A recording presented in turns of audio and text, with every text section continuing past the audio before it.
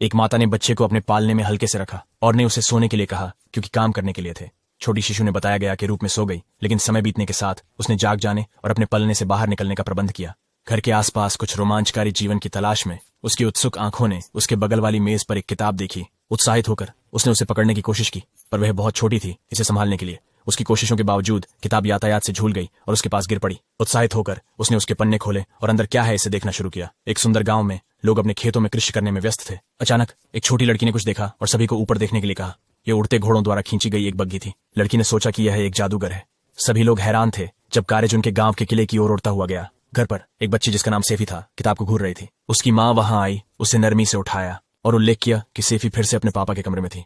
माँ ने एक पास की मेज पर रीडर को रखा, सेफी का हाथ पकड़ते हुए। सेफी, माँ ने सेफी से कहा कि उसका भाई जल्दी ही घर आने वाला है। एक किशोरी और दो छोटे बच्चे, एक लड़का और एक लड़की। लड़की कमरे में प्रवेश करी और अपनी माँ मार्शिया से नमस्ते कही। मार्शिया ने उन्हें सूचित किया कि वह शीघ्र ही डिनर परोसेगी। किशोरी और परिवार ने मार्शिया की बाहों से शिशु सेफी को धीरे धीरे लिया। ने यह टिप्पणी की कि सेफी कितनी प्यारी थी और पूछा कि क्या वह उसे पकड़ सकती है। जवान लड़के ने एक सफी के सगे भाई बहन में से एक बताया कि उसने बाहर एक उड़ता हुआ घोड़ा गाड़ी देखी और उनकी माँ मार्शिया को सूचित किया। मार्शिया सेफी को गोद में लेते हुए। किशोर बहन ने समझाया कि एक जादूगर शायद एक काम पूरा करने के बाद वापस आ गया होता है। सेफी इससे प्रभावित हुई लगी। बड़ी बहन अब भी सेफी को होल्ड करती हुई। उन्होंने उसकी बुद्धिमत्ता की प्रशंसा की और आशा जताई कि जब सीफे बड़ी हो जाएगी तो वह जादूगरनी बनेगी। एक लड़की, सेफी की बहन, खुशी से अपने जादूगर बनने के सपने साझा कर रही थी। उसने उल्लेख किया कि जादूगरों को राजधानी में बुलाया गया था और अभिजात वर्ग के साथ संबंधित। उसने बताया कि जादूगर कैसे आग पैदा कर सकते हैं और आकाश में चमकदार प्रदर्शन कर सकते हैं, अपने भाई रघुना को मस्ती पूर्वक छेड़ चढ़ाते हुए। उसने यह कहानी की कि उसने भी उन जादुई करतब देखे थे। रघुना ने बातचीत में शामिल होकर कहा कि उसने भी ऐसी ही चीजें देखी हैं और उसने यह भी कहा कि उसके पापा को किसी मैजिकल के बारे में पता था। जवान लड़की ने रघुना को झूठा बताया, पर उसने इस पर अड़े रहे कि उनके पास उनके घर में एक जादुई किताब भी थी। मैजिक शब्द सुनकर सेफी विस्पष्ट रूप से उत्साहित हो गई और खुद से धीरे धीरे शब्द को दोहराया। जब सेफी ने अपना पहला शब्द कहा, पूरा परिवार उसकी उपलब्धि से आश्चर्यचकित होकर चुप हो गया। उनका अविश्वास सेफी के मीलका में आश्चर्यचकित होकर उत्साह में बदल गया। बड़ी बहन ने सेफी को ऊपर उठाया और प्यार से सोचा कि क्या सेफी बाल विशेषज्ञ हो सकती हैं। यह बयान उनकी माँ मार्शा को आश्चर्यचकित कर दिया। उत्सुक होकर बड़ी बहन ने मार्शा से पूछा कि वह मौन क्यों है। प्रतिक्रिया में मार्शा ने आश्चर्य और मजाक के मिश्रण में उन्हें देखकर चिल्लाया। सोच रही थी कि क्यों सेफी ने अपना पहला शब्द मामा क्यों नहीं कहा। यह सेफी का दूसरा जन्म चिन्हित करता था। पर्शियन साम्राज्य के आशियाने पर एक छोटे बस्ती के रूप में जाना जाता है एक व्यापक गांव। 100 से कम लोगों की आबादी के साथ एक घर, जहां उनकी सादगी भरी आवाज में सेफी, उनकी माँ और उनका पति रहते थे। उसका भाई दुर्भाग्यवश उसके पिता और गांव के अन्य वयस्क पुरुषों को चल रहे युद्ध में भाग लेने के लिए बलपूर्वक ले जाया गया। मानवों और दानव जाति के बीच स्थायी संघर्ष इस क्षेत्र में व्यापक रूप से चल रहा था। समाजी संरचना मध्ययुगीन युग की तरह थी। जैसा कि उम्मीद की गई थी, गांव के साधारण लोगों को और अधिक शैक्षिक सुविधाओं की जरूरत थी, जिसके परिणाम स्वरूप अधिकांश को पढ़ने, लिखने या साधारण गणना करने में मदद की जरूरत थी। हालांकि ये सेफे के लिए लागू नहीं होता था। एक विचित्र भाग्य के मोड़ के कारण सेफे ने अपने पिछले अस्तित्व की यादें बनाई हुई थीं। उसका पहले का जीवन, उसने अत्यधिक परिश्रम किया था, जिसके परिणाम स्वरूप वह थकान में चूर हो गई। इसलिए यह समय सेफे ने अधिकता की गलती को दोहराने का संकल्प किया। सेफे ने यह वास्तविकता का विचार किया कि अधिक काम करने से जीवन में हार जाता है। फिर भी उसने माना कि गरीबी और निष्क्रियता भी पूर्णतया संतोषजनक नहीं थी। ये नीचे वर्गीय अनुभव रहा था। सेफे की अभिलाषा थी कि वह काम के बिना एक ऐश्वर्यपूर्ण जीवन शैली प्राप्त करे, पहले श्रेणी के अस्तित्व की ओर लक्षित करते हुए। उसने निष्कर्ष निकाला कि साम्राज्य राजधानी में आवास का मालिक बनना एक प्राथमिकता थी।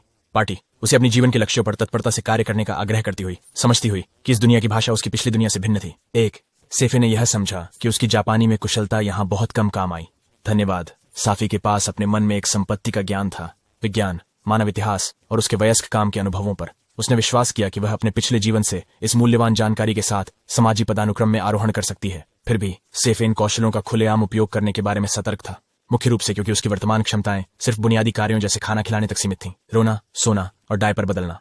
सेफी को गांव वालों के साथ मजबूत संबंध स्थापित करने की महत्वता समझ में आ गई थी, जो उसे नियमित वार्तालाप के माध्यम से मूल्यवान अंतर्दृष्टि प्रदान कर सकती थी। हालांकि उसने स्वीकार किया कि गांव में कोई भी उसे पढ़ना या लिखना सिखा नहीं सकता। एक सीमा जिसे उसे स्वीकार करना पड़ा। बेबसी से सेफी ने बीतते दिनों का निरीक्षण किया और अपने मौके का इंतजार किया। उनके पूर्वजों के ज्ञान के अनुसार किसी को 10 साल की उम्र में प्रतिभाशाली और 15 साल में प्रतिभाशाली बनना चाहिए और 20 वर्ष की आयु तक एक सामान्य व्यक्ति की क्षमताओं से अधिक हो जाता है। हालांकि एक उद्धारी गांव में कई कुशल वयस्कों ने पहले ही इन मील का पत्थर प्राप्त कर लिया है। शहर में किसी व्यक्ति को 15 साल की उम्र में वयस्क माना जाता था। इसका मतलब सेफे को उस उम्र के द्वारा सामान्य उपलब्धियों को पार करना था। इसे समझते हुए सेफी ने सोचा कि उसे अपने लक्ष्य को पूरा करने के लिए 7 साल की उम्र तक प्रतिभाशाली के रूप में मान्यता प्राप्त करने की आवश्यकता होगी। उसे 15 साल की होने में अभी 7 साल बाकी थे। सेफे जानती थी कि उसे अपने शिशु अवस्था से ही अपने समय और प्रयासों का सदुपयोग करना होगा। उसके पूर्व जीवन में हमने देखा कि सेफी एक दफ्तर में ईमानदारी से काम कर रही थी, एक कंप्यूटर के सामने बैठी हुई। उसके वरिष्ठ सहयोगी उसके काम की गुणवत्ता से प्रभावित थे। लेकिन सेफे अच्छी तरह से जानती थी कि उसने उन कार्यों को पूरा करने में काफी समय निवेश किया। उसके वरिष्ठ लोग उसे एक मेहनती कर्मचारी मानते थे। फिर भी सीफे थक गए और उन्होंने थोड़ी देर आराम करने का फैसला किया। सीफे दफ्तर में घूमे, ध्यान दिया कि कितने थके हुए कर्मचारी फर्श पर और अपनी मेज पर आराम कर रहे थे। डेस्क। यह दृश्य आईटी कंपनियों में परिचित था, जहां कर्मचारी अक्सर अपनी सीमाओं को आगे बढ़ाते थे, जिसने अत्यधिक थकावट का कारण बना। साफी अपने सहयोगी की तरह एक समान स्थिति में पाई गई। सहयोगी उसकी मां की लगातार चिंताओं के बावजूद कि उसका काम बहुत अधिक है और उसे अपने स्वास्थ्य को प्राथमिकता देने की अपील, सेफ अक्सर इन चेतावनियों की अवहेलना करती थी। थकान और श्रम के प्रभाव ने उसे कॉफी पर निर्भर करने की आदत बना दी, जिसे वह अपने काम के समय अक्सर पीती थी। एक दिन कार्यालय के सीईओ ने प्रवेश किया और खबर सुनाई कि अपना पूरा वेतन प्राप्त करने के लिए सभी कर्मचारियों से अतिरिक्त घंटों के लिए काम करने की मांग की गई थी। यह घोषणा कर्मचारियों को चौंका दी और उन्हें निराश कर दिया। सेफे ने अपने आप को और अधिक मेजबान बनाने का जवाब दिया। विमानन की मांग के साथ कायम रखने के लिए दवाइयां का उपयोग करती थी। दुर्भाग्यवश अधिक काम और तनाव के चक्र ने आखिरकार अपना प्रभाव डाला, जिसके परिणाम स्वरूप सेफी की असामयिक मृत्यु हो गई। जागने के बाद सेफी ने अपने आप को एक नई शुरुआत में पाया। उसने ठान लिया कि उसे अपने पिछले जीवन की तरह एक ही भाग्य को दोहराने नहीं देगी। उसका नया लक्ष्य शीर्ष स्थिति की ओर प्रयास करना था, जिसके लिए सतत स्वाध्याय की जरूरत थी। सेफी ने उद्देश्यपूर्वक अपने पिता की जादू की किताब ली और उसकी सामग्री पढ़नी शुरू की। उन्होंने पाठकों के ज्ञान के स्रोत के रूप में अत्यधिक महत्व को मान्यता दी। फिर भी उसने अपरिचित अक्षरों की ओर देखने और उनका अर्थ समझने की कोशिश की। सीफी ने इस चुनौती पर गहरा विचार किया। एक तेज घुसलने वाली उसने गुफा में प्रवेश किया। रसोई, जहां उन्होंने चिमनी के पास लकड़ी देखी और कपड़े डूबने के लिए रस्सी पर लटके हुए देखे। सेफी ने चिमनी से कोयले का एक टुकड़ा लिया और रस्सी से कपड़ा उठाया। एक कार्य पर प्रवेश करने की तैयारी। हालांकि उसकी मां मार्शा दृश्य में प्रवेश करने से पहले वह आगे बढ़ने में सक्षम नहीं थी। मार्सिया ने सेफे को सहज में समझाया, उसे याद दिलाते हुए कि उसकी वस्त्रें खिलौने नहीं हैं, और चिंता जताते हुए कि सेफे के हाथ अब कोयले से गंदे हो गए थे। हालांकि परिस्थितियां थीं, सीफे के पास कई बार और कोई विकल्प नहीं था। मार्शा ने सीफे को उठाया और गर्मजोशी से गले लगाया, उस पर स्नेह बरसाया। एक अन्य अवसर पर सीईएफआई ने फिर से कोयले का उपयोग करने का अवसर हथिया लिया। इस बार उसने एक पृष्ठ जब्त किया और जादू की किताब में देखे गए वर्णों की प्रतिलिपि बनाई। सेफी ने इस दुनिया में मौजूद वर्णों की भरमार पर हैरानी की। चूंकि मौजूदा कोई भी उसे पढ़ने और लिखने का शिक्षा नहीं दे सकता था, वह मानती थी कि लिखने के माध्यम से सीखना सबसे तेज तरीका होगा। तत्परता से सीफे ने पुस्तक के पात्रों की प्रतिलिपि पृष्ठ पर बनाई जारी रखी। हालांकि उसने जल्द ही किताब में लिखे 2 अलग अलग प्रकार के वर्णों का ध्यान दिया। ये प्रकटीकरण ने सेफे को आश्चर्यचकित और उत्तेजित किया। सेफे ने अपने भाई रोगुनी को याद किया। यूना, उनके पिता को एक जादूगर से किताब मिली, जैसे कि उसने उसे अपने हाथों से गिरवी रखा। उसे समझ में आया कि वह किताब एक ग्रिमोयर थी। उसे यह भी एहसास हुआ कि यदि यह एक ग्रिमोयर है तो इसमें इस दुनिया की भाषा में जादू के मंत्र होंगे। उसे अनजाने में राघुना पीछे से आया और उन्होंने देखा कि सेफी जादू की किताब पढ़ने में लीन है। उन्होंने तुरंत उसकी किताब उसके हाथ से ली, इसके महत्व को बल देते हुए। उसकी नजरें फिर सीफे द्वारा अक्षरों से भरे हुए पृष्ठ पर पड़ी। एक शिशु द्वारा लिखे गए अक्षरों की दृश्य ने रोगन्ना को पूरी तरह से हैरान और पीछे हटा दिया। हिल गया। रघुना ने सेफी से विश्वास न करते हुए प्रश्न किया, पूछते हुए कि क्या वह वास्तव में एक जादूगर बनने की कोशिश कर रही थी। सेफी निर्धारित होकर उसने उसकी ओर गुजारा और उसे कपड़े को खींचा, किताब की वापसी के लिए संकेत दिया। हालांकि सेफी की दृढ़ता के बावजूद सेफी को किताब नहीं मिली। रोगुन्ना ने प्रतिरोध किया, कहते हुए कि अगर वह जारी रखती तो उनकी बड़ी बहन चिया उसे कभी माफ नहीं करेगी। सेफी ने किताब वापस पाने की कोशिश बढ़ाई, साथ ही किताब पर पकड़ बनाए रखते हुए। रघुना खुद को एक कठिनाई में पाया। कोई और विकल्प न होने पर राघुना ने माफी मांगी और घबराहट में सेफी को थप्पड़ मार दिया, जिससे वह पीछे गिर गई। दुख से भरी हुई सेफी ने जोर से रोना शुरू कर दिया। रघुना चिंता से भरा हुआ अपने कार्यों को योग्यतापूर्वक न्याय दिया, उन्हें सेफी की दृढ़ता के कारण आरोपित करता। जब उसकी चीखें गूंज रही थीं, उसे पछतावा महसूस हुआ। परेशान करने वाले दृश्य को देखकर रघुना तत्परता से कमरे से बाहर निकल गया, जबकि वह किताब को जल्दी से बाहर ले गया। मार्शा जल्दी से सेफी के पास आई, उसे गले लगाया और पूछा कि क्या हुआ था। सोचा कि क्या उसने अपने भाई से मतभेद किया। भाई, जैसे मार्शा ने सेफी को सांत्वना दी, उसने चुपचाप सोचा कि रघुना कहाँ गायब हो गए। आधे घंटे बाद गांव वालों ने समझा कि रघुना, सेफी का बड़ा भाई, मर चुका था, गायब था। गांव वासियों के बीच चिंताएं फैल गईं, जिन्होंने उसकी ढूंढने की कोशिश की, शहर भर में उसके ठिकाने के बारे में अनुमान लगाते हुए। कुछ ने अनुमान लगाया कि शायद एक दानव ने उसे ले लिया हो उसे देखते हुए, जबकि दूसरों ने सोचा कि शायद उसने अपनी मर्जी से छोड़ दिया होगा। चर्चाओं के बीच मार्शा और सेफी की बड़ी बहन पहुंची, अशांतिकर अफवाहों को सुनने। रोगुन्ना को एक दानव द्वारा संभव लिया जा सकने का उल्लेख मार्शा की आंखों में आंसू ला दिया। उसकी परेशानी को देखकर सेफी को अपनी पिछली जिंदगी की मां की याद आ गई, जो उसके अस्पताल के बिस्तर पर गंभीर बीमारी के दौरान रोई थी। सेफी ने दोष की भावना महसूस की, यह मानते हुए कि उसकी पुस्तक के लिए इच्छा ने एक गंभीर परिणाम की ओर ले जाया। गांव के निवासी अनुमान और बातचीत जारी रखते थे, उनकी चिंताएं स्पष्ट थीं। अचानक मार्शा उनके पकड़ से छूटकर खड़ी हो गई। सेफी ने अपनी मां की अनपेक्षित क्रिया का निरीक्षण किया, और यहां तक कि उसकी बड़ी बहन ने इस अविश्वसनीय शक्ति की प्रदर्शन से चौंक जाती। सेफी ने अपनी मां के पैरों को अनुकरण करने की कोशिश की, स्वतंत्र रूप से खड़े होने की कोशिश करती, लेकिन वह ठोकर खा गई और गिर गई। ठान लिए उसने झूलती और पास की दीवार का सहारा लेती फिर से खड़ी हो गई। गांव वाले सेफी की ऐसी कम उम्र में सख्ती से हैरान थे जब उन्होंने उसे बिना सहारे खड़ा होते देखा। सामूहिक आश्चर्य के बीच सीफी ने अपनी सीमित शब्दावली का उपयोग करके अपनी मां से पूछा कि उसका बड़ा भाई कहाँ गया था। उसके शब्दों से संघर्ष करती मार्शा ने जवाब दिया कि उन्होंने पहले ही उन स्थानों की जांच कर ली है, लेकिन रघुना भी वहां नहीं था। फिर सेफ ने फिर कोशिश की, अपने शब्दों के साथ काम करते हुए।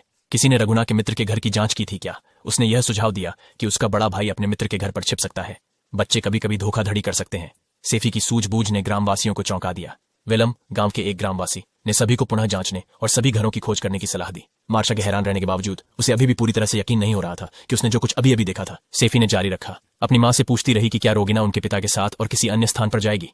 मार्शा इस सवाल से चकित थी।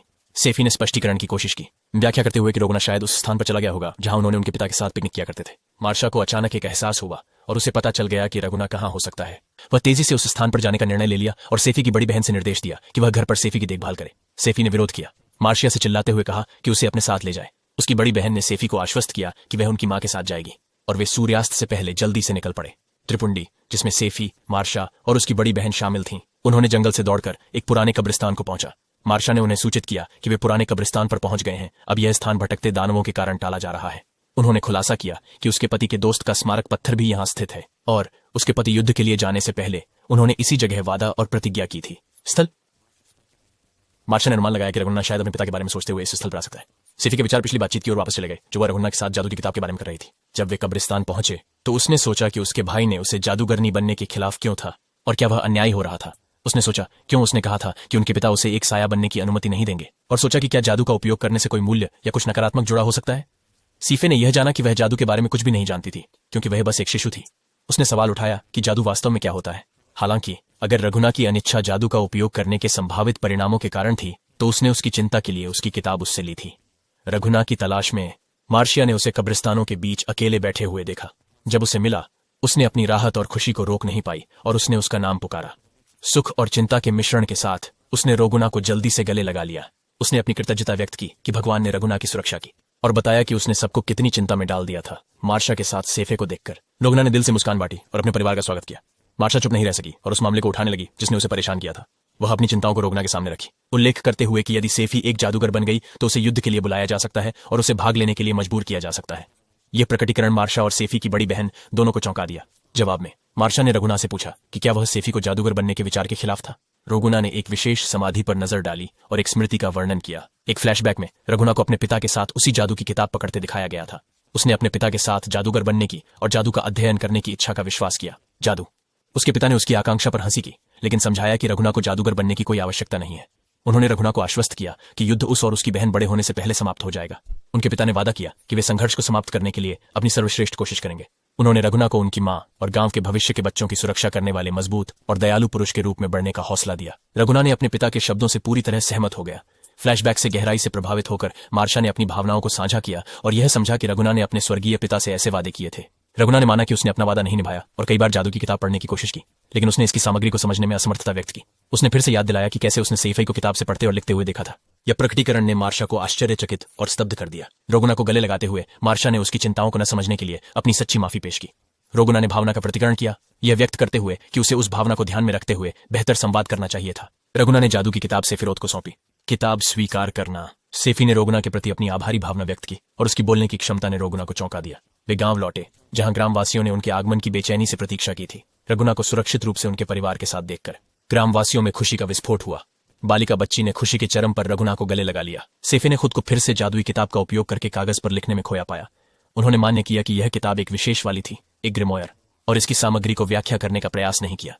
यदि वह इसे समझने में सफल होती तो उसे निश्चित नहीं था कि वह जादू का प्रभावी उपयोग कर सकेगी या नहीं। सेफी ने संभावित जोखिमों का मूल्यांकन किया, यह समझते हुए कि केवल आधी आध्यात्मिकता की जानकारी के साथ लड़ाई में जाना खतरनाक हो सकता है। दूसरी ओर यह जादू से अपरिचित विरोधियों के खिलाफ एक आश्चर्य युक्ति के रूप में काम कर सकता है, एक शक्तिशाली हमला या एक योद्धा की अंतिम स्थिति प्रदान करता है।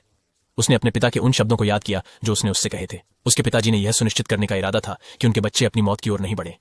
यह एहसास उसे यह दृढ़ करता है कि उसके पिताजी एक दयालु और सम्मानित व्यक्ति थे, फिर भी उन्होंने कभी उनका चेहरा नहीं देखा। स्थान, जब वह लिखती थी तो थकान घुस गई और अंत में सेफी ने किताब और कागज के बगल में फर्श पर सो जाने का आश्वासन लिया। उसने अपने नए घर में एक प्यारे परिवार के एक प्यारे सदस्य होने की सुविधा का विचार किया। नींद अभी नहीं। उसे भी गांव की उसकी प्रतिभा के बारे में धारणा का पता था। लोग उसे एक बहादुर नायक के रूप में मानते थे। हैरान होकर देख रही थी कि वह कैसे सिर्फ 6 महीने की उम्र में खड़ी होकर बोल सकती है। सेफी ने जाना कि शायद वे उसे एक असाधारण प्राणी समझते हैं, शायद ही मशहूर बहादुर नायक का पुनर्जन्म, और उसे उच्च आदर मानते थे। हालांकि सेफी ने समझा कि गांव वालों में एक गलत फहमी थी। जबकि उसकी बड़ी बहन और दूसरा बच्चा खेतों में काम कर रहे थे, एक आगंतुक आया, एक महिला योद्धा जो आर्मर पहनी हुई है, एक घोड़ा सवार होकर और एक बैग ले जाते हुए। उन्होंने पूछा कि क्या गांव प्रचलित है, और बड़ी बहन ने इसे पुष्ट की। योद्धा ने खुद को नरगुड़िया के रूप में परिचय दिया। एन के चर्च का एक योद्धा। नरगुड़िया ने समझाया कि वह बहादुर नायक से मिलने और बात करने के लिए आई थी। नरगुड़िया मेज पर बैठी थी। मार्शा और रघुना द्वारा बनाए गए भोजन का आनंद ले रही थी, जो उसकी खाने की प्रतीक्षा कर रहे थे। एक टुकड़ा ब्रेड का आनंद लेते हुए नरगुड़िया ने मार्शा को यह सुनिश्चित किया कि खाना वाकई स्वादिष्ट था। उन्होंने ऐसे उपचार के लिए खुद को अयोग्य मानने के बावजूद मूल्यवान सामग्री का उपयोग करने के लिए धन्यवाद व्यक्त किया। इस बीच मार्शा की बाहों में सेफी नरगुड़िया के व्यवहार को अजीब मानते हुए उसे अजीबोगरीब लेबल किया। बाद में विलम के घर पर गांव वालों को नरगुड़िया से नाइट्स के आदेश के एक योद्धा के रूप में परिचित कराया गया। विलम ने समझाया कि उन्होंने पड़ोस की गश्त की, विभिन्न चोरों को पकड़ना।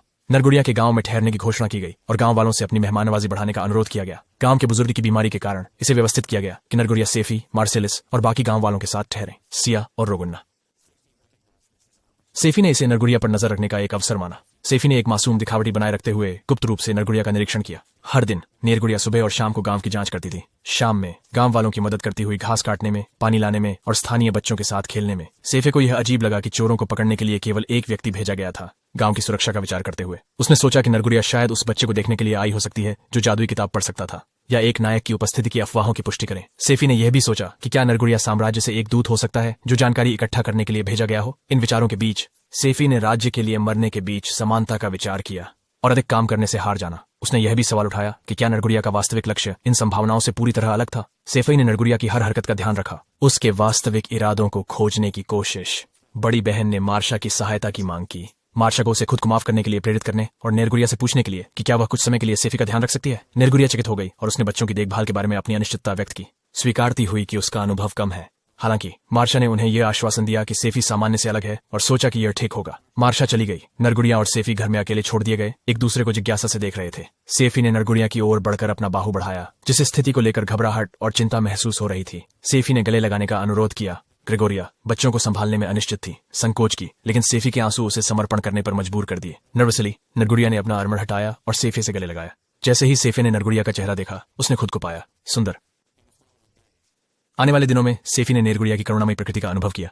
योद्धा की भूमिका के बावजूद नरगुड़िया खाने के लिए एक मुर्गी की वध करना सहन नहीं कर सका। सेफी ने भी ध्यान दिया कि नरगुड़िया में आत्मसंदेह की गहरी भावना थी। बेकार महसूस कर रहा क्योंकि वह एक भी दानव को मारने में सक्षम नहीं थी। हालांकि पीढ़ियों द्वारा योद्धाओं ने यह कारनामा हासिल किया था। सेफी ने नरगुड़िया के संघर्ष के साथ सहानुभूति व्यक्त की, आदर्शों को समझा और समझा कि शायद नरगुड़िया को चोरों को पकड़ने का काम देना उसे उद्देश्य देने का एक तरीका था। जैसा कि नरगुड़िया नींद में चली गई, सेफी ने पूछा कि क्या वह ठीक है। नरगुड़िया ने भी पूछा कि क्या वह ठीक है। उसने अपनी अनुपयोगिता की भावनाओं को स्वीकार करते हुए उद्घाटित किया। सेफी ने समझा कि नरगुड़िया को गांव में क्यों भेजा गया था और उसने अपनी स्थिति को एक कंपनी के भीतर निम्न स्थिति में डिमोट किए गए कर्मचारी से तुलना की, चाहे नरगुड़िया को चोरों से निपटने के लिए भेजा गया हो या नहीं। सेफी ने यह समझा कि अंततः वह यहाँ एक अतिरिक्त बोझ के रूप में थी। नरगुड़िया को उदास देखकर सेफी ने उसे सिर सहलाकर सांत्वना दी और उसे दर्द में न होने के लिए प्रेरित किया।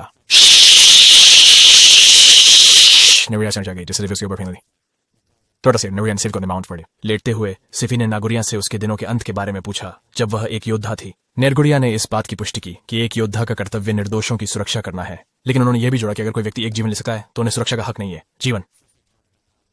सेफी ने जोर से सोचा कि क्या नरगुड़िया ने आम लोगों से उम्मीद की थी कि वे सभी जीवनों, यहाँ तक कि जानवरों के, का ऐसा सम्मान करेंगे। सेफी ने नरगुड़िया के शुद्ध और दयालु हृदय की प्रशंसा की, दिल, उसके जैसा मजबूत बनने की चाहत और सभी की सुरक्षा करने की इच्छा। गुड़िया सेफी के शब्दों से छुए, उन्होंने अपने आप छुआ महसूस किया। उन्हें खुशी हुई और उन्होंने सेफी को एक नायक माना। पिछली मुलाकातों पर चिंतन करते हुए नरगुड़िया ने शेयर किया कि उन्होंने एक विशेष गांव में एक साहसी युवा नायक के बारे में अफवाह सुनी थी। उन्होंने अपनी सम्मान व्यक्त किया कि वे सेफी से मिलकर सम्मानित हुई और प्रतिज्ञा की कि वे उसे अपनी सारी शक्ति से सुरक्षित रखेंगे। ग्रेगोरिया हालांकि जादू की किताब को समझने में संघर्ष कर रही थी, पूर्णतः उसने इससे कुछ शब्दों को समझने का प्रबंध किया। नरगुड़िया के पास कोई दुष्प्रभाव नहीं था। इस आश्वासन के साथ सेफी ने ग्रीमोयर को व्याख्या करने की कोशिशों को फिर से शुरू किया। वह पाई कि नरगुड़िया की पठन क्षमता ने उसे किंवदंतियों के बारे में अधिक समझने में मदद की है। पत्र, विशेष रूप से वे जो वायु मैजिक को बढ़ावा देने से संबंधित थे, फिर भी वहां एक चुनौती थी। जादूगरी को एक प्राचीन भाषा में दर्ज किया गया था, जिसे समझना कठिन साबित हुआ। सेफी ने डिकोडिंग को आसान बनाने के लिए प्रत्येक आघात को तोड़ने की कोशिश की, दृश्य रूप से अलग करना उन्हें। जैसे जैसे गांव वाले इकट्ठा हुए, सेफी ने पढ़ने और समझने में ध्यान दिया। उसने शब्दों को अपने पिछले जीवन में काम किए गए कीवर्ड्स की तरह व्यवस्थित किया, कंप्यूटर प्रोग्रामों के लिए किए गए डिकोडिंग तरीकों का उपयोग करते हुए। सेफी ने जादू के पाठ के रहस्य खोल दिए। उसने अपनी उपलब्धि को उत्साहपूर्वक घोषित किया, जिससे मौजूद हर किसी को हैरानी हुई। हालांकि सीफे ने उस जादू को सक्रिय करने का तरीका नहीं जानती थी जिसे उसने डिकोड किया था। ने बताया यह प्रक्रिया अपेक्षाकृत सीधी सी थी। जादुई जादू की कई बार पुनरावृत्ति करके जादू सक्रिय हो जाएगा। उन्होंने याद किया कि उन्होंने इसे पहले किया हुआ देखा था। सेफी अभी भी उलझन में ने जादूगरी के बारे में अपनी अज्ञानता व्यक्त की और सोचा कि क्या किसी विशेष उपकरण या कौशल की आवश्यकता थी। वह रघुना से मुड़ी और पूछा, क्या उन्हें इन घटनाओं के बीच कोई विशेष विवरण याद है? समझ, नागुरिया ने चुपचाप मुरमुराया। Aerial shot. सिफी ने इसे सुनते ही अपना ध्यान नागुरिया की ओर मोड़ दिया। नरगुरिया ने समझाया कि उसने एक बड़े शहर में एक जादूगर को एरियल नामक जादू करते हुए देखा था। शॉट। उसने सुनाया कि जादूगर ने केवल जादू के नाम का उच्चारण करके एक शक्तिशाली हवा की शक्ति का जादू किया था। सेफी ने उस समय के शब्दों का अध्ययन किया। विचार कर रही थी कि उसे किस भाग को दोहराना चाहिए। नरगुरिया की ओर मुड़ते हुए सेफी ने पूछा कि क्या कथा को प्राचीन भाषा में लिखा गया था। नरगुरिया ने पुष्टि की कि यह वाकई ऐसा था। संकल्पबद्ध सेफी ने खुद ही जादू के सक्रियण वाक्यांश की खोज शुरू कर दी। उसकी निगाह फर्श पर उसने लिखे एक विशेष शब्द पर गिरी और जैसे ही उसने इसे बोलकर पढ़ा, एक छोटा सा ऊर्जा का विस्फोट हुआ। असाधारण प्रदर्शन ने सभी को आश्चर्य और हैरत में छोड़ दिया। जादू की शक्ति ने सेफी को जमीन पर गिरा दिया। फिर भी प्रभाव के बावजूद सीफे ने उत्साहपूर्वक घोषणा की कि हमला सफलतापूर्वक सक्रिय हो चुका था। उसी दिन सीफे ने आधिकारिक रूप से जादूगरनी बनने का दावा किया। सीफे ने एक गर्म स्नान में आराम किया, शांत करने वाले पानी में सुख पाने। उसने टिप्पणी की कि यह उसे एक शरण स्थल की तरह लग रहा था। ग्रेगोरिया निगरानी कर रही थी। सेफी ने पूछा, क्या उसका प्रयोग सफल रहा था? सेफी ने समझाया कि उसका गर्म पानी के टब में समय बिताना एक प्रयोग था। उसने याद दिलाया कि कैसे उसने पहले हवा के जादू को सफलतापूर्वक सक्रिय करने के बाद अपने हथेली के ऊपर ऊर्जा का झोंका बनाया था। अपने प्रयोग को विस्तारित करती वह पानी का जादू करने की कोशिश कर रही थी। उसकी मेहनत से उसने स्नान टब को पानी से भर दिया। सीफे ने प्रकट किया कि उसने भी जादू का उपयोग किया था जिसने उसे ठंडा करने में मदद की थी। सेफे ने हवा से संबंधित जादुओं को आह्वान करने की अपनी कोशिशों के बारे में आगे चर्चा की। जल और आग। उसने समझा कि उसकी प्रारंभिक कोशिशें अक्सर सभी दिशाओं में आग लगाने में बदल जाती थीं। कमिकाजी हमले के समान था। धन्यवाद, जादुई किताब में ऐसे अराजक परिणामों को रोकने का कुछ था। यह जादू उसे विशेष दिशाओं में माना संचित करने की अनुमति देता था, सुरक्षा को बढ़ावा देता, परिशुद्धता से, जबकि उसने शुरू में बुलाया हुआ पानी ठंडा नहीं था। उन्होंने एक शीतल काल का उपयोग किया। इसके अलावा उसने एक और तथ्य की खोज की जिसने उसे माना की प्रकृति को बदलने की क्षमता प्रदान की। सेफे ने अपने जादू के माध्यम से तापमान को संचालित करना सफलतापूर्वक सीख लिया। नरगुरिया की मदद से उसने स्नान करना छोड़ दिया। सेफी फिर अपनी माँ मार्शा को अपने कपड़े लाने के लिए बुलाया। कपड़े। मार्शा ने उसे सूचित किया कि कपड़े पहले से ही धो चुके थे लेकिन सूखने में समय लगेगा। अंततः उसने सेफी को एक अधिक आकार की ड्रेस में सजाया जिसे सभी ने प्यारा और उपयुक्त पाया। फ्रॉक से शर्मिंदा महसूस करने के बावजूद सेफी का आकर्षक दिखावा मार्शा को खुशी देता था। यह रोगुना में कुछ ईर्ष्या उत्पन्न करता था जिसे उसकी बड़ी बहन ने उनके पिता की तस्वीर के बारे में मजाक उड़ाया। एक मजेदार घटना हुई जब रोगुना ने लड़की के रूप में पहनने का प्रयास किया। परिवार को मनोरंजन कर रहा नन्ही लड़की पेरिया ने समझ लिया कि उसकी मां ने उसके कपड़े क्यों ले लिए थे और वह खेल खेल में रघुना का मजाक उड़ा रही थी। उनमें से एक पीछा करने के लिए प्रेरित करते हुए जैसे कि परिवार ने बड़ी बहन द्वारा तैयार भोजन के लिए इकट्ठा हुआ, सेफी ने हर रोज अपने परिवार के साथ समय बिताने की खुशी पर चिंतन किया। उसकी पिछली जिंदगी की तुलना में एक कठोर विपरीतता, हालांकि एक अप्रत्याशित घटना होने वाली थी। सेफी ने अपने कमरे से चिल्लाते हुए सुना और बाहर दौड़ गया, जहां वह एक आदमी को देखा जो उनकी मां मार्शा पर छुरी लहरा रहा था। कौन अपनी जान की भिखारी थी? उस आदमी ने फिर मार्शा को पीठ में छुरा मारा जब वह रोगुन्ना की सुरक्षा कर रही थी। रोगुन्ना ने प्रतिक्रिया में चिल्लाया और उस आदमी ने सोचा कि उसने मार्शा को मार दिया। उसने उस पर पैर रखा और फिर जब वह प्रतिरोध करने पर रोगुन्ना को निशाना बनाया, उसे जमीन पर लात मारी। फर्श। सेफे ने भी बाहर निकलकर बुलाया अपनी मां के लिए और मार्शा की मदद करने की कोशिश की लेकिन उसके हाथों में खून लग गया। हाथ। फिर आदमी ने सेफे के कपड़े पकड़ लिए, उसे जमीन पर फेंक दिया और कहा कि वह मर जाए। बावजूद फेंके जाने के सेफे ने फिर से पहुंचने की कोशिश की। मार्शा संघर्ष करते हुए सेफी और रघुना से भागने की प्रार्थना करती रही। आदमी ने अपने हिंसक कार्य जारी रखे, मार्शा को पीटता गया। इस कठिन समय में सेफी ने समझा कि वह डकैत से निपटने में सक्षम नहीं है, फिर भी अपने पुनर्जन्म और जादुई क्षमताओं के साथ। हालांकि उसने उस आदमी पर एक रक्तलोभ का जादू डाला। उसके हाथों के सामने खून इकट्ठा हुआ, हाथ, और उसने इसे आदमी की ओर निर्देशित किया। खून ने उसे आंखों में मारा जिसने उसे गहरे दर्द में डाला और उसे यातना में चीखने के लिए मजबूर किया। जेफी उस आदमी की ओर रेंगते हुए आया, उसके हाथ पर बार बार खूनी जादू का प्रयोग करते हुए। उसकी बांह एक विशेष बिंदु से फट गई जिससे वह भागने और मदद के लिए चिल्लाने लगा। उसकी घायल बांह से खून बहने लगा। सेफे ने प्रक्षेपण को नियंत्रित करके फिर से खून लाल जादू डाला जिससे दौड़ रहे आदमी को मारा और उसे गिरा दिया। जैसे ही सेफे गिरे हुए आदमी की ओर सर पर दौड़ी, उसने पास में छुरी देखी। बिना हिचकिचाहट या डर के उसने छुरी उठाई और पुरुष को चाकू मारने की कोशिश की। हालांकि रोगुन्ना ने हस्तक्षेप किया, सेफी को पकड़कर और उसे बताते हुए कि यह काफी है। उन्होंने उसे यकीन दिलाया कि सब कुछ ठीक है। उस समय दरवाजा खुला और बड़ी बहन ने पेरिया को अपनी बाहों में लिया। बड़ी बहन ने स्थिति के बारे में पूछा और वह मार्शा को जमीन पर रघुना और सेफी को खून रोकने की कोशिश करते हुए देखा। उसने मार्शा को आश्वस्त किया और रागुना और परिया को मदद करने के लिए संगठित किया। मार्शा की चोटों के लिए कपड़ा ले आई। बड़ी बहन की चिंता स्पष्ट थी, जैसे वह स्थिति के बारे में चिंता व्यक्त कर रही थी। सेफे ने बेल्लम की मदद ढूंढने की बात की लेकिन बड़ी बहन ने उसे रोक दिया, मुख्य चौक में डकैतों के बारे में चेतावनी देते हुए। सेफी मदद पाने के लिए दृढ़ रही और रघुना ने उन्हें पीछे ले जाते हुए मदद खोजने के लिए चले गए। रघुना ने अपनी बड़ी बहन मेरियान से मां की देखभाल करने का आग्रह किया जब वे जा रहे थे।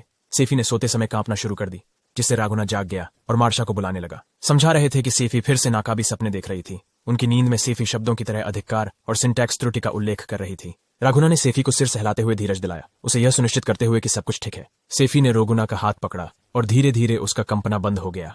मार्सिया पहुंची और माना कि रघुना ने छेपे को शांत करने में सफलता पाई। उन्होंने रघुना की कार्यवाही की प्रशंसा की, रघुना की बड़े भाई के रूप में जिम्मेदारी की उम्मीद करते हुए। हालांकि रघुना ने अपने पिता की तुलना में अपनी ताकत पर और सेफी की तरह जादू का उपयोग नहीं कर पाने पर संदेह व्यक्त किया। मार्शिया ने हंसते हुए उसे आश्वस्त किया कि यह सच नहीं है। उसने रघुना के सिर पर प्यार से हाथ फेरा और जोर देकर कहा कि उसने अभी जो किया वह बहुत अधिक था। रघुना और सेफी अपनी मां की मदद के लिए शहर के चौक की ओर दौड़े। दूसरे, रघुना ने सेफी से पूछा कि क्या हमले के दौरान नगुरिया और शहर के मुखिया बेलम सुरक्षित थे। उनका दौड़। हालांकि सेफी का दिमाग उस समय व्यस्त था जब उसने चाकू पकड़ा था और उसने शायद डाकू को मार दिया होता। रोगुना ने उसे आश्वस्त किया, यह समझाते हुए कि अपराधी शक्तिशाली विरोधी थे, जो इसलिए था कि जिसने उनके घर का आक्रमण किया था वह अब भी जिंदा था। उन्होंने सेफी से जोर दिया कि उसे बंदित को चोट पहुंचाने पर अड़ना नहीं चाहिए। रघुना ने खतरनाक होने के कारण सेफी को याद दिलाया कि वह एक नायिका थी, दुनिया की सुरक्षा करती थी। उनकी मां, सेफी और रघुना एक कोने पर पहुंचे जहां उन्होंने नेरगुड़िया को एक डकैत के साथ जोरदार लड़ाई में देखा। दोनों ही कुशल क्रमबद्धक हुए थे। नेरगुड़िया की युद्ध कला पर प्रभावित होकर डाकू ने प्रशंसा की, लेकिन उन्होंने कहा कि उनमें अनुभव की कमी है। फिर भी नेरगुड़िया ने उनके हमलों को रोकने की कोशिश की। डाकू ने उसे चुपके से हमला करते हुए चेहरे पर लात मारी। वहीं बाकी डाकुओं ने ग्रामवासियों को बांध दिया था और लड़ाई का नजारा लगा रहे थे। उनके लिए जयकार कर रहे थे। उनके नेता रोगुना और सेफी ने वेलम से मिलने की कोशिश की, जो भी बंधा हुआ था, और उन्होंने चुपचाप स्थिति के बारे में पूछा। वेलम ने समझाया कि नरगुरिया की रात की निगरानी के कारण अधिकांश ग्रामीणों को डाकू हमले के दौरान सुरक्षा मिल सकी थी। उन्होंने बताया कि नरगुरिया ने बुजुर्गों की भागने में मदद करने के लिए समय खरीदने के लिए डाकू नेता के साथ युद्ध शुरू किया था। जैसे जैसे युद्ध जारी रहा, नरगुरिया ने अपना मास्क उतार दिया। मास्क उसका चेहरा उन बदमाशों को प्रकट करता है जो हड़कंपी हुई और नरगुरिया की उपस्थिति को ग्रामीण इलाके में भ्रमित करते हैं, और उन्होंने अनुमान लगाया कि उच्च कोटि के नवाबों के लिए घृणा उसके कार्यों को संचालित करती थी। उन्होंने प्रस्तावित किया कि यदि नरगुरिया विजयी होती है तो वह पक्षपात के बीच बदमाश नेता और नरगुरिया के बीच संघर्ष बढ़ने पर वृद्ध ग्रामीणों को बचा लेंगे। लालगुड़िया। रघुना और सेफी ने अन्य गांव वालों वेलजेरिया सहित को मुक्त करने पर केंद्रित किया। वेलम। सेफी ने रोगुना को अपनी मां से मदद के लिए वेलम के साथ वापस जाने के लिए प्रेरित किया। सफी आत्मविश्वास के साथ युद्ध स्थल की ओर बढ़ चुकी थी, स्वयं के हाथों में मामलों को लेकर। ग्रामीणों की चिंता के बावजूद सफी ने उन्हें आश्वस्त किया, उन्हें आग्रह करते हुए कि वे उसकी प्रतिभा को नायक के रूप में विश्वास करें। बंदितों में से एक की ओर बढ़ते हुए, जो उसकी उपस्थिति से चौंक गया था, सेफी ने अपने ठोस फ्रीज जादू का त्वरित उपयोग किया, जिससे बंदित का पैर जम गया। डाकू का पैर तेजी से जम गया और ठंडी सर्दी उनके शरीर में फैल गई। डर के मारे उन्होंने मदद के लिए चिल्लाया, जिससे अन्य डाकू जो दृश्य देख रहे थे वे चौंक गए। सुना, सेफी ने बाकी डकैतों की ओर बढ़ने का फैसला किया। उसने उनके सामने हाथ बढ़ाया और उसके हथेली में रेत के दाने प्रदर्शित किए। अचानक उसके हाथ से एक शक्तिशाली विस्फोट निकला, जिसने दोनों डाकुओं को जोरदार प्रभाव से गिरा दिया। डाकू नेता हंगामे से सचेत हुआ, अपने साथियों से खुल रहे स्थिति के बारे में पूछता है। सेफी ने एक निर्धारित और शक्तिशाली ऑरा के साथ शेष डकैतों की ओर बढ़ा। उसका भूतपूर्व जीवन व्यर्थ नहीं रहा था, ऐसा जानकर वे उत्तेजित हुई। उसके मन में विभिन्न स्रोत कोड़ों से भरपूर ज्ञान था, एक ऐसा खजाना जो कभी कभी उसके सपनों को सता देता था। वे कार्यक्रम जिन्हें उसने अपनी पिछली जिंदगी के अंत तक ध्यान से पढ़ा और काम किया था, अब उसके उपयोग में थे। अपने मंत्रों के माध्यम से प्रकट होती सेफी के भीतर का जादू उमड़ा। जैसे जैसे वह डकैतों के निकट आती थी, उसके कदम ओवरवेलमिंग ऊर्जा व्यक्त कर रहे थे, और उसने एक प्रतिक्रिया को ट्रिगर किया जिससे बदमाश मानने लगे कि उसमें विस्फोटक शक्ति थी। उसकी इच्छा का जवाब देते हुए सेफी ने अपने महान फैन पागल मेलस्ट्रोम जादू को डकैतों पर उन्मुक्त किया, जिससे उन्हें अराजक जादू का भंवर समेट लिया।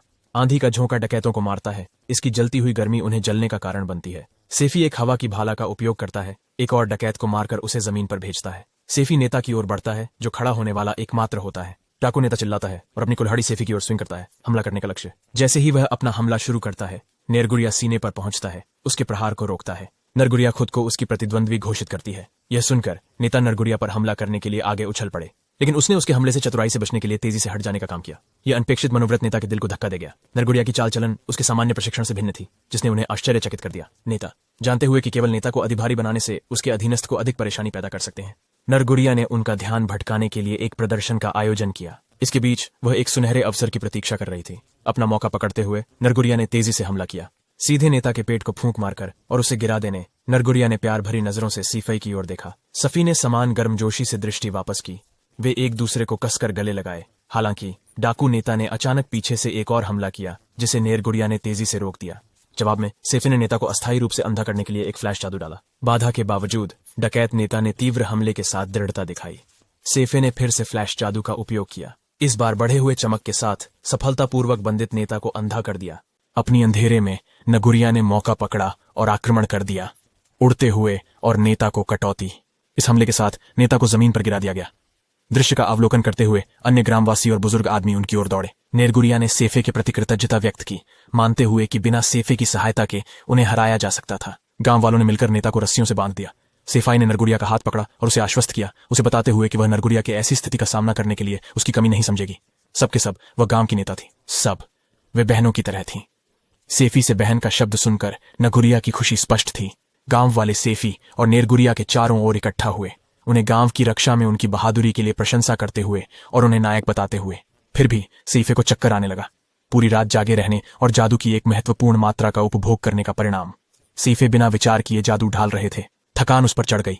गांव में निवासियों ने अपने घरों के पुनर्निर्माण और हानि की मरम्मत पर कठिनाई से काम किया। रघुना ने सक्रिय रूप से प्रयास में शामिल हुआ, गांव वालों के लिए मदद कर रहे थे। इसी बीच पारिया ने रघुना के लिए भोजन तैयार किया और उसे भोजन करने के लिए बुलाया।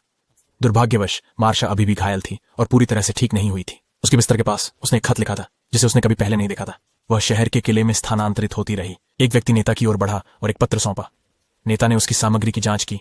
आश्चर्य हुआ जब पढ़ा कि 1 साल से कम उम्र का एक बच्चा डाकू को भगाने के लिए जादू का उपयोग कर चुका था। मिनट। पत्र का धारक सेलार्ड स्पष्ट किया कि यह सैन्य अनुसंधान विभाग से एक औपचारिक रिपोर्ट थी। नेता ने पूछा, क्या वास्तव में कोयायाकू ने आवेदन बनाया था?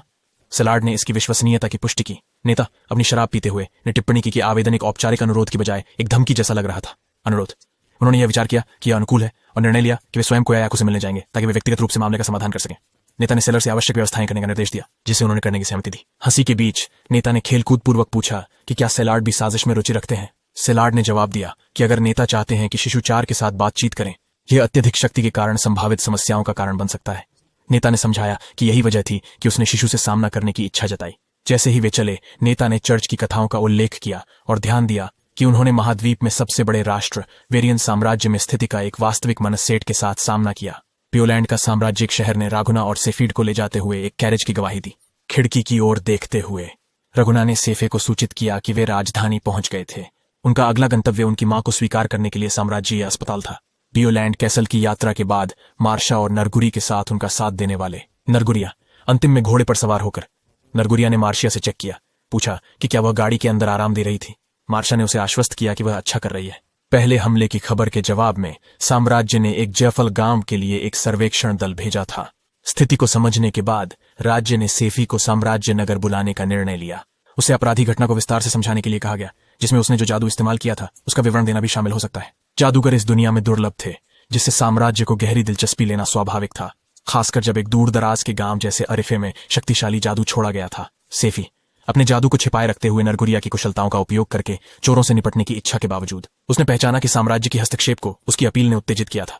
उसने यह मांग की थी कि उसकी मां का उपचार साम्राज्य के भीतर के एक अस्पताल में हो। अस्पताल में मार्शा आराम कर रही थी जबकि सेफी घूम रही थी। जमीन पर सेब देखकर सीफे ने उसे उठा लिया। इसे ऊपर कीजिए, फल के लिए नोस्टाल्जिया की भावना महसूस करें। अचानक एक लड़का ने सेफी के हाथ से सेब चुरा लिया, दावा करते हुए कि वह उसका है क्योंकि वह किसी का दौरा करने जा रहा था। लड़के की मां ने उसे एक लड़की के प्रति उसके अशिष्ट व्यवहार के लिए डांटा। सीफे ने उन्हें आश्वस्त किया कि यह ठीक है। हालांकि बच्चे की अनपेक्षित बात ने मां और बेटे दोनों को चौंका दिया। एक किले का पहरा मौजूद था और उसने सेफी को सूचित किया कि अब किले के लिए समय आ गया है। नरगुरिया भी मौजूद थी और उसने सेफी से पूछा कि क्या सब कुछ ठीक था। सेफई ने जवाब दिया कि उसने एक सेब लुढ़कते हुए देखा था। इस बीच लड़के और उसकी मां स्थिति से हक्का बक्का रह गई थी। मां ने कुछ खून की राहत के बारे में कुछ कहा और बच्चे को उठाकर जल्दी से चली गई। सेफी को महिला के शब्दों से हैरानी हुई। महल में सीसिल। सेफी राजा की उपस्थिति में थी। राजा को सेफी से मिलकर अच्छा लगा और उसे ताजा रक्त जानलेवा कहा। यह उपाधि सेफी को हैरान कर गई। डाकू नेता बेरिया की दृष्टि में कमी आई। उनके दाएं बांह और बाएं पैर में चोट आई और सिर में ब्लंट चोट का सामना करना पड़ा। अगले डाकू की सांस फूल रही थी। उनके ऊपरी शरीर, विशेषकर चेहरा पर चोट के निशान थे और एक मोच भी आई हुई थी। एक और आदमी के नाक और मुंह की गुफाओं में जलन थी। रॉयल गार्ड और पुलिस अधिकारी इसे देखने के बाद उनके द्वारा आहत हुए। एक डकैत का सबसे खराब परिणाम सामना करना पड़ा। उनकी कई हड्डियां टूट गईं। उसने सेफी शब्द के प्रति विशेष रूप से मानसिक क्षति सहन की, जिसने उसमें उन्माद और ब्लैकआउट दोनों को ट्रिगर किया। सेलार्ड ने पढ़ा कि जांचकर्ता मूल रूप से सोचते थे कि ग्रामवासियों ने प्रतिशोध में कार्रवाई की थी। हालांकि चोर से सुनने के बाद यह पता चला कि काम एक बच्चे नामक सैम द्वारा किया गया था। सेफी। जांचकर्ताओं को स्थिति की गंभीरता से इतना आश्चर्य हुआ कि उन्होंने सेफी को ताजा खून के फांसीदार के रूप में संदर्भित किया। इस सब को सुनकर सेफी बहुत संवेदनशील हो गया। सभी गार्ड और पुलिस जो उसके चारों ओर खड़े थे वे भी डर गए थे। राजा ने कहा कि सफिये की निर्दयता और निर्ममता काफी प्रशंसनीय थी। सफी यह सोच रही थी कि उसे इस स्थिति के लिए दोषी माना जाएगा। राजा ने जवाब दिया कि जब उसने सुना कि एक बच्चे ने रात की ब्रिगेड को नीचे गिरा दिया तो उसे अपने कानों पर विश्वास नहीं हुआ। सेफी ने जान लिया कि डाकू प्रसिद्ध चोर थे और उसे यह भी नहीं पता था कि वे भटकने वाले लोग उसी प्रकार के कुछ भी थे। वह राजा ने सेफी से पूछा कि उसने पहली बार जादू का उपयोग कैसे कर सकी। सेफी ने कहा कि उसने इसे अचेतन रूप से उपयोग किया होगा। उसे पता नहीं था कि वह इसे उपयोग कर रही थी जब तक कि तथ्य के बाद। फिर राजा ने सेफी से पूछा यदि वह इस समय जादू नहीं कर सकती थी तो सेफी ने समझाया कि उसे बहुत डर लग रहा था कि उसे जो कुछ हुआ था उसका बहुत कम याद है। राजा ने थोड़ा सा आराम किया और उसे आश्वस्त किया कि चिंता करने की कोई बात नहीं थी। चिंताएं उसने सफी को उसने जो किया था उसके लिए चार्ज करने की कोई योजना नहीं थी। राजा ने उल्लेख किया कि सेफी सिर्फ खुद को और दूसरों को सुरक्षित करने की कोशिश कर रही थी। फिर राजा ने बातचीत का दिशा बदल दी। उन्होंने उल्लेख किया कि गांव वाले उसकी क्रियाओं की उच्च सराहना कर रहे थे। उन्होंने उसे एक नायक कहा था और उसने अपनी बहादुरी के बारे में राजा से कहा था। राजा ने यह भी कहा कि गांव के प्रमुख ने इसे लड़ाई की एक शांत और अनुमानित प्रदर्शन के रूप में वर्णित किया है, हालांकि यह एक खूनी युद्ध लगता है। इस पर सफी हैरान थी। राजा ने उल्लेख किया कि वह सफी को अपने हाथों में काम लेने के लिए शुल्क नहीं लगाएगा, लेकिन उसने स्पष्ट करना चाहा कि उसके खिलाफ कुछ भी साजिश करना अपराध माना जाएगा। इस पर सेफी बहुत आहत हुई। राजा ने वार्तालाप को बदल दिया, कहते हुए कि अब वे व्यापारिक मामलों पर चर्चा करेंगे। राजा ने सेलार्ड की ओर मुड़ा और उन्होंने सेफे पर उनके दृष्टिकोण के लिए पूछा। सेलार्ड ने समझाया कि सेफे बिना किसी मंत्र को उच्चारित किए विभिन्न तरीकों से सभी तत्वों का उपयोग कर सकते हैं। उन्होंने जारी रखा कि अगर रिपोर्टें सही थीं, सीफे को लगा कि उन्हें अपने जादू को नियंत्रित करने की पूरी आदत नहीं थी। सेलार्ड ने समझाया कि सीफे को अंततः सेना के जादू विभाग में स्वागत किया जाएगा और उसे विश्वास था कि वह एक प्रभावी उपस्थिति बनेगी। यह सुनकर राजा ने संतुष्टि व्यक्त की, कहा कि उन्होंने सेफी को अपनी पंक्तियों में शामिल होना चाहा। राजा ने उल्लेख किया कि विभाजन तक पहुंचने के लिए यहां तक कि दुश्मन बलों को जानबूझकर उकसाएगा, सेफे के जादू के खिलाफ उन्हें छोड़ देगा, जिसे उन्होंने काफी मनोरंजक पाया। वहां यह मानने में कठिनाई हो रही थी कि जो कुछ हो रहा था वह क्या था। धीरे धीरे उसने यह समझा कि वह सेना के लिए एक जादूगर के रूप में भर्ती की जा रही थी और वह केवल 1 साल की उम्र में युद्ध में भेजी जाएगी। सेफे ने यह सोचना शुरू कर दिया कि काम के बोझ को निभाना युद्ध के खतरों का सामना करने की तुलना में शायद बेहतर भाग्य हो सकता है। राजा फिर अन्य जादूगरों से उनकी राय के लिए मुड़े। सेफी ने उसके पीछे खड़े 3 अन्य जादूगरों को देखा। अप्रत्याशित रूप से उनमें से एक ने सेफी को पकड़ा और उसके साथ खेलना शुरू कर दिया। उसकी आदरणीयता पर कबूल न कर रहा था।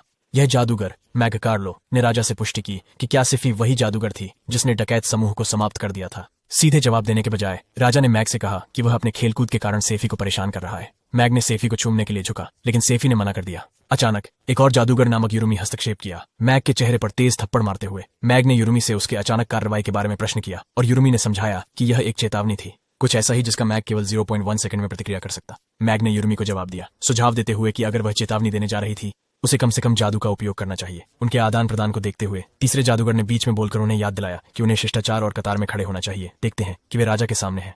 3 जादूगरों ने खुद को परिचय दिया। लुली लोली लेला ब्योरेंट, जिन्हें उनकी सूझबूझ के लिए जाना जाता है, मैग कार्लो डोलस्टार्ट ब्योरेंट, न्याय से संबंधित, और रुमाफोर्ट यूजानो ब्योरेंट, अनुशासन के लिए मान्यता पाने वाले। आसपास के गार्ड चकित होकर बात कर रहे थे, यह कहते हुए कि उन्होंने कभी एक ही कमरे में 3 जादूगरों को नहीं देखा। ये जादूगर उम्मीदवार जादूगरों के लिए सर्वोच्च स्थिति रखते थे, जो साम्राज्य द्वारा प्रदान की गई शीर्ष स्थिति थी। राजा ने उन्हें विजार्ड और ड्यूक के उपाधियों से नवाजा, उन्हें निकोलस या ब्यूरेंट उपनाम धारण करने की अनुमति देते हुए। दुर्भाग्य से पूरी साम्राज्य में केवल 3 ऐसे व्यक्ति थे। राजा ने मेजों की उपस्थिति से अपनी संतुष्टि व्यक्त की और उनके स्पष्ट राय के लिए पूछा, सफी? मैग ने जवाब दिया कि सफी वास्तव में बहुत आकर्षक था, हालांकि उनका ज्ञान मुख्य रूप से उसके कार्यों की अफवाहों पर आधारित था। लुली ने चिपकाया, उन्होंने सेफी के बारे में सुना था, सेना के चिकित्सक से, चांदी के बालों वाले नाइटमेयर। मर्फी उनकी बातचीत सुनकर नहीं रोक सकी, लेकिन सोचती रही कि वे अपने विचारों को व्यक्त करने में भयानक थे। वह आशा कर रही थी कि वे उसे निर्मूल्य मानेंगे। शांत, मीठा, मासूम, युद्ध के लिए भेजे जाने से बचने के लिए महत्वपूर्ण धारणा। राजा ने जादूगरों से अनुरोध किया कि अगर उन्हें सेफी के बारे में अधिक जानना है तो वे सीधे सेफी से पूछें। सेफी ने उनके प्रश्नों का एक एक करके सच्चाई से जवाब देने का सहमत हो गए। राजा ने यह भी कहा कि किसी के पास भी प्रश्न हो तो उन्हें युवा फांसी देने वाले के पास भेज दें। यूरुमी ने समय बर्बाद किए बिना सेफी से पूछा कि उन्होंने डाकुओं को क्यों नहीं मारा और उन्हें मारने का चुनाव किया। सेफी ने बताया कि उसका भाई रोगुन्ना हद दखल दिया था ताकि वह उन्हें मार न सके। उसने माना कि वह अपने पहले जादू के उपयोग में अधिक हो गई थी, लेकिन पूरी तरह यकीन करते थे कि किसी की जान लेना सही नहीं था। सेफी ने शेयर किया कि उसके भाई रोगुना ने उनके पिता से वादा किया था। उसने शपथ ली कि वह युद्ध रोक देगा और दूसरों को नुकसान पहुंचाने के लिए जादू का उपयोग करने की आवश्यकता को रोक देगा। इस प्रकार सेफे ने अपने भाई के लिए भी वादा किया। सेफे ने बलपूर्वक बताया कि जीवन लेने के लिए जादू का उपयोग करना एक नकारात्मक दृष्टिकोण है और इसलिए उसने इसे त्याग दिया। राजा कुछ संदिग्ध लगे, जबकि यूरुमी ने अपनी समझ दर्शाई। लुली ने अपनी बारी ली और सीफई की काफी शक्ति के बारे में चिंता व्यक्त की, जिससे उसके करीब के लोगों को खतरा हो सकता है। लुली ने सेफी से पूछा कि उसने ऐसी स्थिति का सामना कैसे किया होता। सेफी ने आत्मविश्वास पूर्वक उत्तर दिया कि वह अपने परिवार के साथ भाग जाती, जैसा कि वे उसकी सर्वोच्च प्राथमिकता थे और बाकी सब कुछ उसके लिए। लुली ने सेफी की भावना से सहमति व्यक्त की। फिर मैग के पास सवाल पूछने की बारी आई। उन्होंने कहा कि यह राजा के लिए अधिक उचित होगा यदि वह पूछते वहां, लेकिन उसने फिर भी आगे बढ़ा। मैग ने सेफी से पूछा कि यदि वह एक जादूगर बन जाए और राजा के आदेशों के तहत उसे अधीनस्थ मिले तो वह क्या करेगी। उन्होंने पूछा कि सेफी कितने अधीनस्थ मांगेगी। प्रश्न ने सेफिया को पीछे ले लिया, लेकिन उसने जवाब दिया कि उसे कोई अधीनस्थ की आवश्यकता नहीं थी। मिनटों के भीतर उसके मन में सेफे ने समझा कि उसका उत्तर झूठ नहीं था। चूंकि उसका पहले से ही सैनिक बनने का कोई इरादा नहीं था, वह योजना बना रही थी कि एक बार उसकी मां का उपचार पूरा हो जाने पर वह जा देगी। हालांकि सेफे ने भी यह समझा कि उनके उत्तर खराब हो सकते थे। मैग ने बीच में बोलते हुए कहा कि सेफे ने पास कर लिया था और उनमें असाधारण प्रतिभा थी। डर की आवाज में साफी ने पूछा कि मैग इसका क्या मतलब है। मैग ने समझाया कि राजा बहुत संरक्षक थे और अक्सर व्यक्तियों से आसक्ति बना लेते थे। आमतौर पर नए जादूगरों को अधीनस्थ दिए जाते थे, लेकिन तीनों जादूगरों ने समान रूप से जवाब दिया कि अधीनस्थ होने से उनकी क्रियाएं बाधित हो सकती है। मैग ने सेफे को उनके समूह में गर्मजोशी से स्वागत किया। समूह और अन्य जादूगर ने भी उसे अभिवादन किया। राजा ने यह उल्लेख किया कि चारों ने कुछ साझा किया और उसके पक्ष में एक स्थान रखा। सेफी थोड़ी बेचैनी महसूस करते हुए ने नेरगुड़िया को उनके समूह में शामिल होने का अनुरोध किया। हालांकि राजा और अन्य लोगों ने उनके अनुरोध की मान्यता नहीं दी, लेकिन उन्हें उनकी दया के लिए प्रशंसा की। पूरे अनुभव के बाद सेफी को नवीनतम अभिजात्य बारोनेट का उपाधि प्रदान की गई। उसे सामरिक पहरे से एक आधिकारिक नियुक्ति पत्र मिला जिसमें उसे जादूगर नामित किया गया। राजा ने फिर उल्लेख किया कि उन्होंने सेफी के लिए एक दूसरा नाम बनाया था। पहले भ्रमित होने के बाद सेफी ने सुना जब राजा ने समझाया कि निरंतर हत्यारा या एक डरावने सपने के रूप में कहलाना उसके लिए अप्रिय होगा। इसके लिए उस दिन से आगे उसका नाम होगा शैतान की सेफी। बाद में सेफी ने नाम के पीछे का अर्थ समझा और समझा कि राजा किस प्रकार का व्यक्ति था। महल की सीढ़ियां चढ़ते हुए सेफी ने खुद को संघर्ष करते हुए पाया। अचानक उसने अपना संतुलन खो दिया और वह गिरने वाली थी, लेकिन उसे समय रहते पकड़ लिया गया। वह नेरगुड़िया था जिसने उसे देखा था। नेरगुड़िया ने सेफी से पूछा कि उसकी राजा के साथ बैठक कैसी रही। सेफी ने जवाब दिया कि वह एक जादूगर बन गई थी। नरगुड़िया ने उसे सूचित किया कि जादूगर होने के अतिरिक्त सेफी एक नोबल भी बन गई थी, जिसका अर्थ है कि वह एक महत्वपूर्ण वेतन और युद्ध परिणामों के आधार पर पुरस्कार प्राप्त करेगी। नरगुड़िया के महान जादूगरों की शानदार जीवन शैली के बारे में सुनकर सेफी सोचती थी कि यह बुरा सौदा नहीं था। उन्हें लगा कि वह अपने सपने के करीब आ रही थी, जिसमें वह बिना काम किए आलीशान जीवन जीने की चाहती थी। हालांकि शर्त यह थी कि उन्हें इसमें शामिल नहीं होना चाहिए। युद्ध। नरगुड़िया ने सेफे को ले लिया, उसे यह दिखाते हुए कि सेना में जादूगर होना एक महत्वपूर्ण भूमिका है और उसके पास कई अधीनस्थ होंगे। सेफी ने बताया कि नरगुड़िया ही उसकी एकमात्र अधीनस्थ होगी। नरगुड़िया ने अपने आत्मसम्मान को व्यक्त किया कि वह सेफी का योद्धा है, लेकिन सेफी ने स्पष्ट कर दिया कि नरगुड़िया एक योद्धा नहीं होगा। यह सिर्फ उसकी एकमात्र सहायता थी। सीफे के बयान ने नरगुड़िया को अत्यधिक खुशी और उत्साह से भर दिया। सीफे ने खुद को इस संभावना के लिए तैयार किया था कि हो सकता है नरगुड़िया उसकी अधीनस्थ नहीं बनना चाहेगी क्योंकि वह एक बच्ची थी, लेकिन नरगुड़िया इसके बारे में बहुत उत्साहित था। जब नरगुड़िया और सेफे एक फल बाजार में घूम रहे थे, सीफी ने एक सेब देखी। नरगुड़िया ने सेफे के लिए खरीदने की पेशकश की, मानते हुए कि यह पैसों के बारे में था। हालांकि सेफे ने स्पष्ट किया कि पैसा नरगुड़िया का था। नरगुड़िया ने जिद की कि सेफे अपने पैसे का जैसा चाहे उपयोग कर सकती है। एक विक्रेता द्वारा संपर्क किया गया। सेफी ने समझाया कि वह अपनी मां की खातिर वहां थी। बना दिया। विक्रेता ने सेफी की परिपक्वता से प्रभावित और हैरान हो गया, देखते हुए कि वह कितनी उम्र। नरगुड़िया ने टिप्पणी की कि सेफे एक अद्वितीय व्यक्ति थे। अचानक विक्रेता की पत्नी ने यह समझा कि सेफे वही शिशु थे जिन्होंने प्रसिद्ध डाकुओं को पराजित किया था और उसका नाम सीफे था। इस प्रकट्य के कारण वह इतनी चौंक गई कि उसकी बेहोशी हो गई। एक भीड़ तत्परता हुई जमा हुई, सीफे को विभिन्न वस्त्र देती। अस्पताल में वापस सीफे मार्शिया के साथ थी। मार्शा ने सेफी से विश्वास दिलाया कि वह उस पर गर्व करती है और उसे किसी खतरनाक चीज में शामिल होने की आवश्यकता नहीं है। उसने सेफी को अपनी रुचियों का पालन करने की परामर्श दी, लेकिन असंभव का पीछा करने से बचने की। सेफी ने अपनी मां की बाहों में आराम की भावना महसूस की। गहराई में उसने ठान लिया कि अब उसकी मां शांति से आराम कर सकती है। उसने पहले ही अपने पूर्व जीवन में अत्यधिक काम के कारण मृत्यु का अनुभव किया था और उसे फिर से होने का निर्णय किया। खुद से एक मौन वादा करते हुए सेफे ने कसम खाई कि वह खुद को मरने नहीं देगी और अपनी मां को दोहाक नहीं पहुंचाएगी। एक पास की साइड टेबल पर फलों की एक टोकरी का निरीक्षण करते हुए लघुना ने इसके बारे में नरगुड़िया से पूछा। नरगुड़िया ने समझाया कि उन्होंने पहले जिस फल की दुकान का दौरा किया था उसने उसे सेफी को दिया था। जैसे ही नरगुड़िया बोलने लगी, सेफी ने उनके चेहरे पर छलांग लगाई, खेलते हुए उनके शब्दों को बाधित कर दिया। सफी को सड़कों पर लोगों द्वारा रक्त संहारक कहे जाने से असहज महसूस हुआ। उम्मीद थी कि उसकी मां इस भयानक उपाधि के सामना नहीं करेगी। बड़े लोग और सैन्य सदस्यों ने सेफी की योग्यता का जश्न मनाया था। नायकत्व समारोह में जादूगर के वेश में सजी सफी को हर किसी ने बधाई दी। वह कुर्सी में बैठी थी। उन्होंने सुना कि चर्चाएं उनके आसपास घूम रही थीं। सैन्य पैनल के एक सदस्य ने, जो स्पष्ट रूप से परेशान थे, बच्चों के लिए एक मैदान के रूप में सेना की धारणा करने के विचार पर अपनी नाराजगी जताई। सैन्य नेता ने उसे चुप करवाने के लिए हस्तक्षेप किया, लेकिन बासलर, जिस व्यक्ति की बात हो रही थी, उन्होंने अपनी अस्वीकृति जारी रखी। बेसलर ने यह तर्क किया कि सैनिकों को एक बच्चे के साथ मिलकर समान वर्दी पहनने को देखना मनोरंजक होगा। मनोरंजक। नेता ने जवाब में यह उल्लेख किया कि राजा ने सेफी की उपलब्धियों और क्षमताओं की मान्यता दी थी। बासलर ने डटे रहे, सुझाव देते हुए कि शायद नेता स्वयं ही असंतुष्ट थे और यह बात सभी को मंजूर नहीं होगी कि एक बच्चे को अनुभवी छात्रों के समकक्ष रखा जाए। सैनिकों। सेफी ने ग्रामीण क्षेत्रों में संभावित बदमाश बनने से शक्तिशाली जादूगार व्यक्तियों को रखने की आवश्यकता पर विचार किया। वह मानती थी कि यह जादूगर संघ का उद्देश्य था, जिसका वह अब हिस्सा थी। उनकी युवा आयु को ध्यान में रखते हुए सेफी समझती थी कि यह एक राजनीतिक दृष्टिकोण से बुरा निर्णय नहीं हो सकता। उसने यह भी विचार किया कि अगर उसकी क्षमताओं को हल्के में लिया जाए तो वह सुरक्षित पिछले कमांड दायरे में कार्य करने का अवसर प्राप्त कर सकती है। हालांकि उन्होंने सेपे का मजाक उड़ाया, पूछते हुए कि वह चुप क्यों है। जवाब में सेपे ने अपना स्वयं का प्रश्न उठाया। सोच रहा था कि क्या बासलर ने कभी गलती की थी, यह संकेत देते हुए कि उसका दृष्टिकोण बदलने की आवश्यकता हो सकती है। बासलर पीछे हटे, जानने की मांग की कि उसने क्या मतलब और वह अपने तर्क के साथ कहां जा रही थी। सीफे ने खुलासा किया कि उसने डकैत को हरा दिया था, उन्होंने जिन्हें उन्होंने कभी पहले नहीं सुना था। उन्होंने जोर दिया कि उन्होंने एक छोटे समूह को नीचे लिया था। फिर सेफी ने बासलर पर कोई बदला लिया। यह सुझाव देता है कि यदि उसकी क्षमताएं वास्तव में अद्वितीय थीं, कमजोर किसी और के पास समान कौशल होने चाहिए थे। बासलर ने गुस्से में जवाब दिया, दावा कर रहा था कि ऐसा कोई व्यक्ति मौजूद नहीं था और सेफी को चिंता न करने की सलाह दी, जबकि जानते थे कि वह एक काफी चतुर तर्क का उपयोग कर रही थी। सीफे को लगा कि यह बासलर पर काम कर सकता है। बातचीत के बीच सैन्य नेता हंसने लगे, जिसने बासलर को और अधिक खींचा दिया, जिसने सीफे को चुप रहने के लिए कहा। नेफी अटल ने प्रश्न उठाया कि क्या उसके ऊपर वाले लोगों ने बासलर की क्रियाओं को प्रभावित किया। बासलर ने माना कि उन्होंने सेफी से चुप रहने और अपने बड़ों का सम्मान करने के लिए कहा, क्योंकि यह पदानुक्रम था। हालांकि सेफे ने दृढ़ता से कहा और हास्यास्पद रूप से पूछा कि क्या वह अब बासलर की आंखों में बदमाश लड़की मानी जाती थी क्योंकि उसने उनके आदेश का पालन नहीं किया। उसकी मस्ती भरी बातचीत ने आसपास के लोगों में हंसी उत्पन्न की। मुख्य स्थानीय अधिकारी परिस्थिति से मनोरंजित हंसते हुए बासलर की बढ़ती हुई खींच को देखकर, और उन्होंने टिप्पणी की कि उनकी हंसी उन्हें पेट का दर्द कारण बन रही है। सफी ने तत्काल माफी मांगी, मानते हुए कि उनकी क्रियाएं एक अजीब स्थिति पैदा कर रही थीं। तब सैन्य कमांडर ने सेफी से समझाया, राजा उसे पसंद करते थे, इसलिए उसके पास 2 नाम थे। उन्होंने खुद को उसे परिचय करवाया और दूसरों को भी ऐसा ही करने के लिए प्रोत्साहित किया। जैसे ही सभी ने सेफी से अपना परिचय करवाया, बासलर एक कोने में स्पष्ट रूप से क्रोधित बने रहे, दीवार में गुस्से में भी हिट करते हुए। इसके बीच एक व्यक्ति पीछे से आया और सेफी को एक घिनौनी लड़की बुलाया। घर पर वापस सेफी खुशी से अपनी मैजिकल किताब पढ़ते हुए गाने लगी। नगुरिया ने उससे मिलकर उसके खुश मूड के बारे में पूछा, जिसका सेफी ने कुछ घंटे पहले सम्राट के कार्यालय में किले में हंसी के साथ जवाब दिया। राजा सेफिरोत के साथ एक आगामी साम्राज्यिक घटना पर चर्चा कर रहे थे। राजा ने समझाया कि इस इवेंट का डिजाइन साम्राज्यिक सेना की क्षमताओं को प्रदर्शित करने के लिए किया गया था। मुझे उन लोगों को जो जानते ऑर्डर द्वारा ट्रांसफर और कर फंड्स को सैन्य मामलों के लिए आवंटित करने के महत्व को महसूस कराने के लिए सेफी ने फिर सब कुछ में उनकी भूमिका के बारे में पूछा। यह राजा ने खुद खुलासा किया था कि आगामी साम्राज्यिक मैच के लिए उन्होंने निर्णय लिया कि सेफी को बासलर के खिलाफ खड़ा किया जाएगा।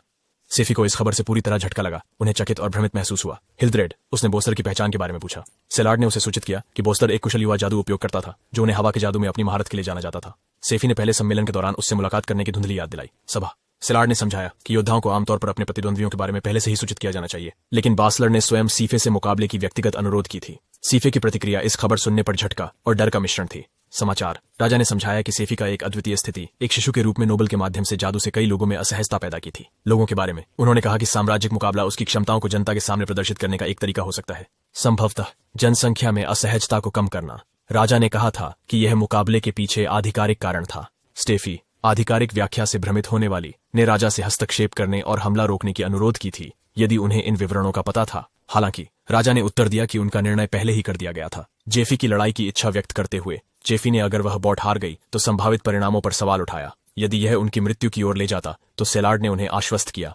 राजा ने अपना योगदान दिया कि ऐसा परिणाम रोकने के लिए नियम और सुरक्षा उपाय थे। उन्होंने यह कहते हुए कि यदि सेफी को ऐसा व्यवहार प्रदर्शित करने की दिखाई देता था जिसे असम्मानजनक माना जाता है, तो इसका उनकी संभावनाओं पर प्रभाव पड़ सकता है। उन्होंने कहा था कि अगर उनकी हार होती तो वह आपूर्ति विभाग को सौंपा जाएगा।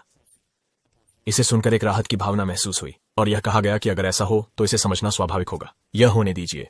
लॉजिस्टिक्स विभाग का उल्लेख ऐसा सुझाया गया कि सीएफआई का सप्लाई प्रबंधन और सामग्री परिवहन में सुरक्षित भूमिका होगी। समझने लगी। सिफी ने पहले ही निर्णय कर लिया था कि वह बाउट को खोने का लक्ष्य रखेगी। राजा ने उसे सूचित किया था कि मैच 1 सप्ताह बाद निर्धारित किया गया था और उसने उसे तब तक अपनी कौशल को तेज करने पर ध्यान देने की सलाह दी थी। सफेया एक प्रश्न के साथ मन में राजधानी में ग्रिमायर्स की उपलब्धता के बारे में पूछा गया था। उन्होंने उन्हें अन्वेषण करने की अपनी रुचि व्यक्त की थी। राजा ने जवाब दिया था कि वह उन्हें साम्राज्य पुस्तकालय के सीमित पुस्तकों के भाग का प्रवेश अनुमति देंगे।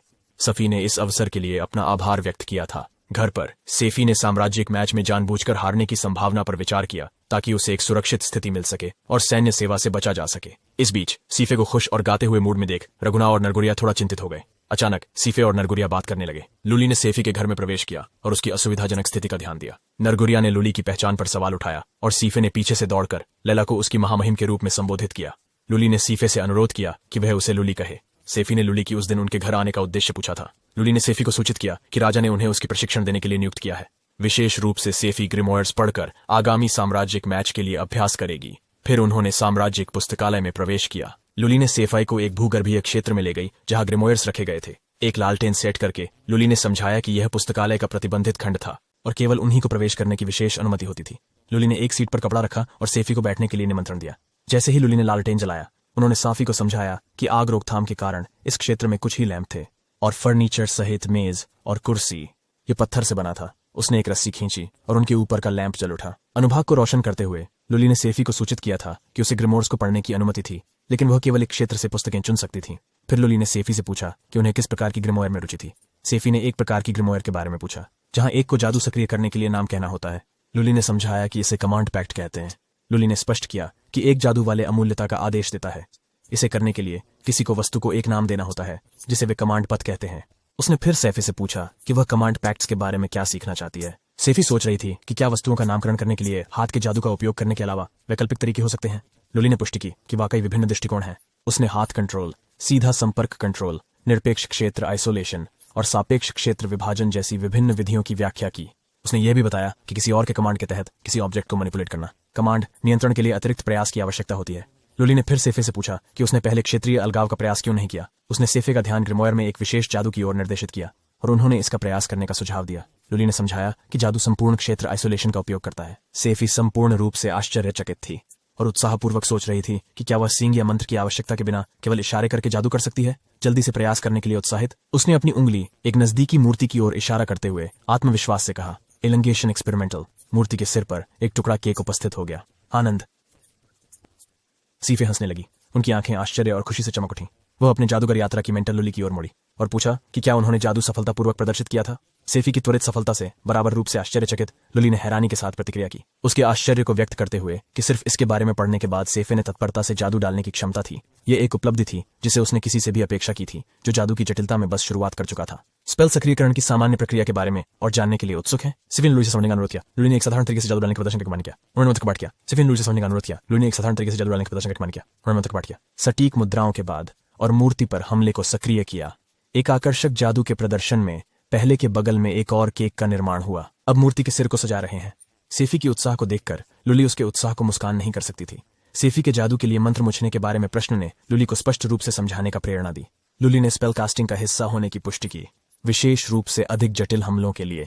उसने विस्तार किया कि सिंपल स्ट्रेचेस के लिए, जिसे सेफी पहले से जानती थी, वह अपने मन में चैंट बना सकती है।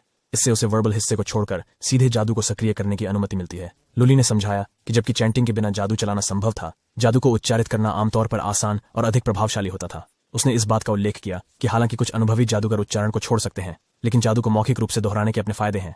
लुली ने बल दिया कि सामान्य जादूगरों के लिए जादू को मौखिक रूप से उच्चारित करना एक तेज और विश्वसनीय तरीका प्रदान करता है।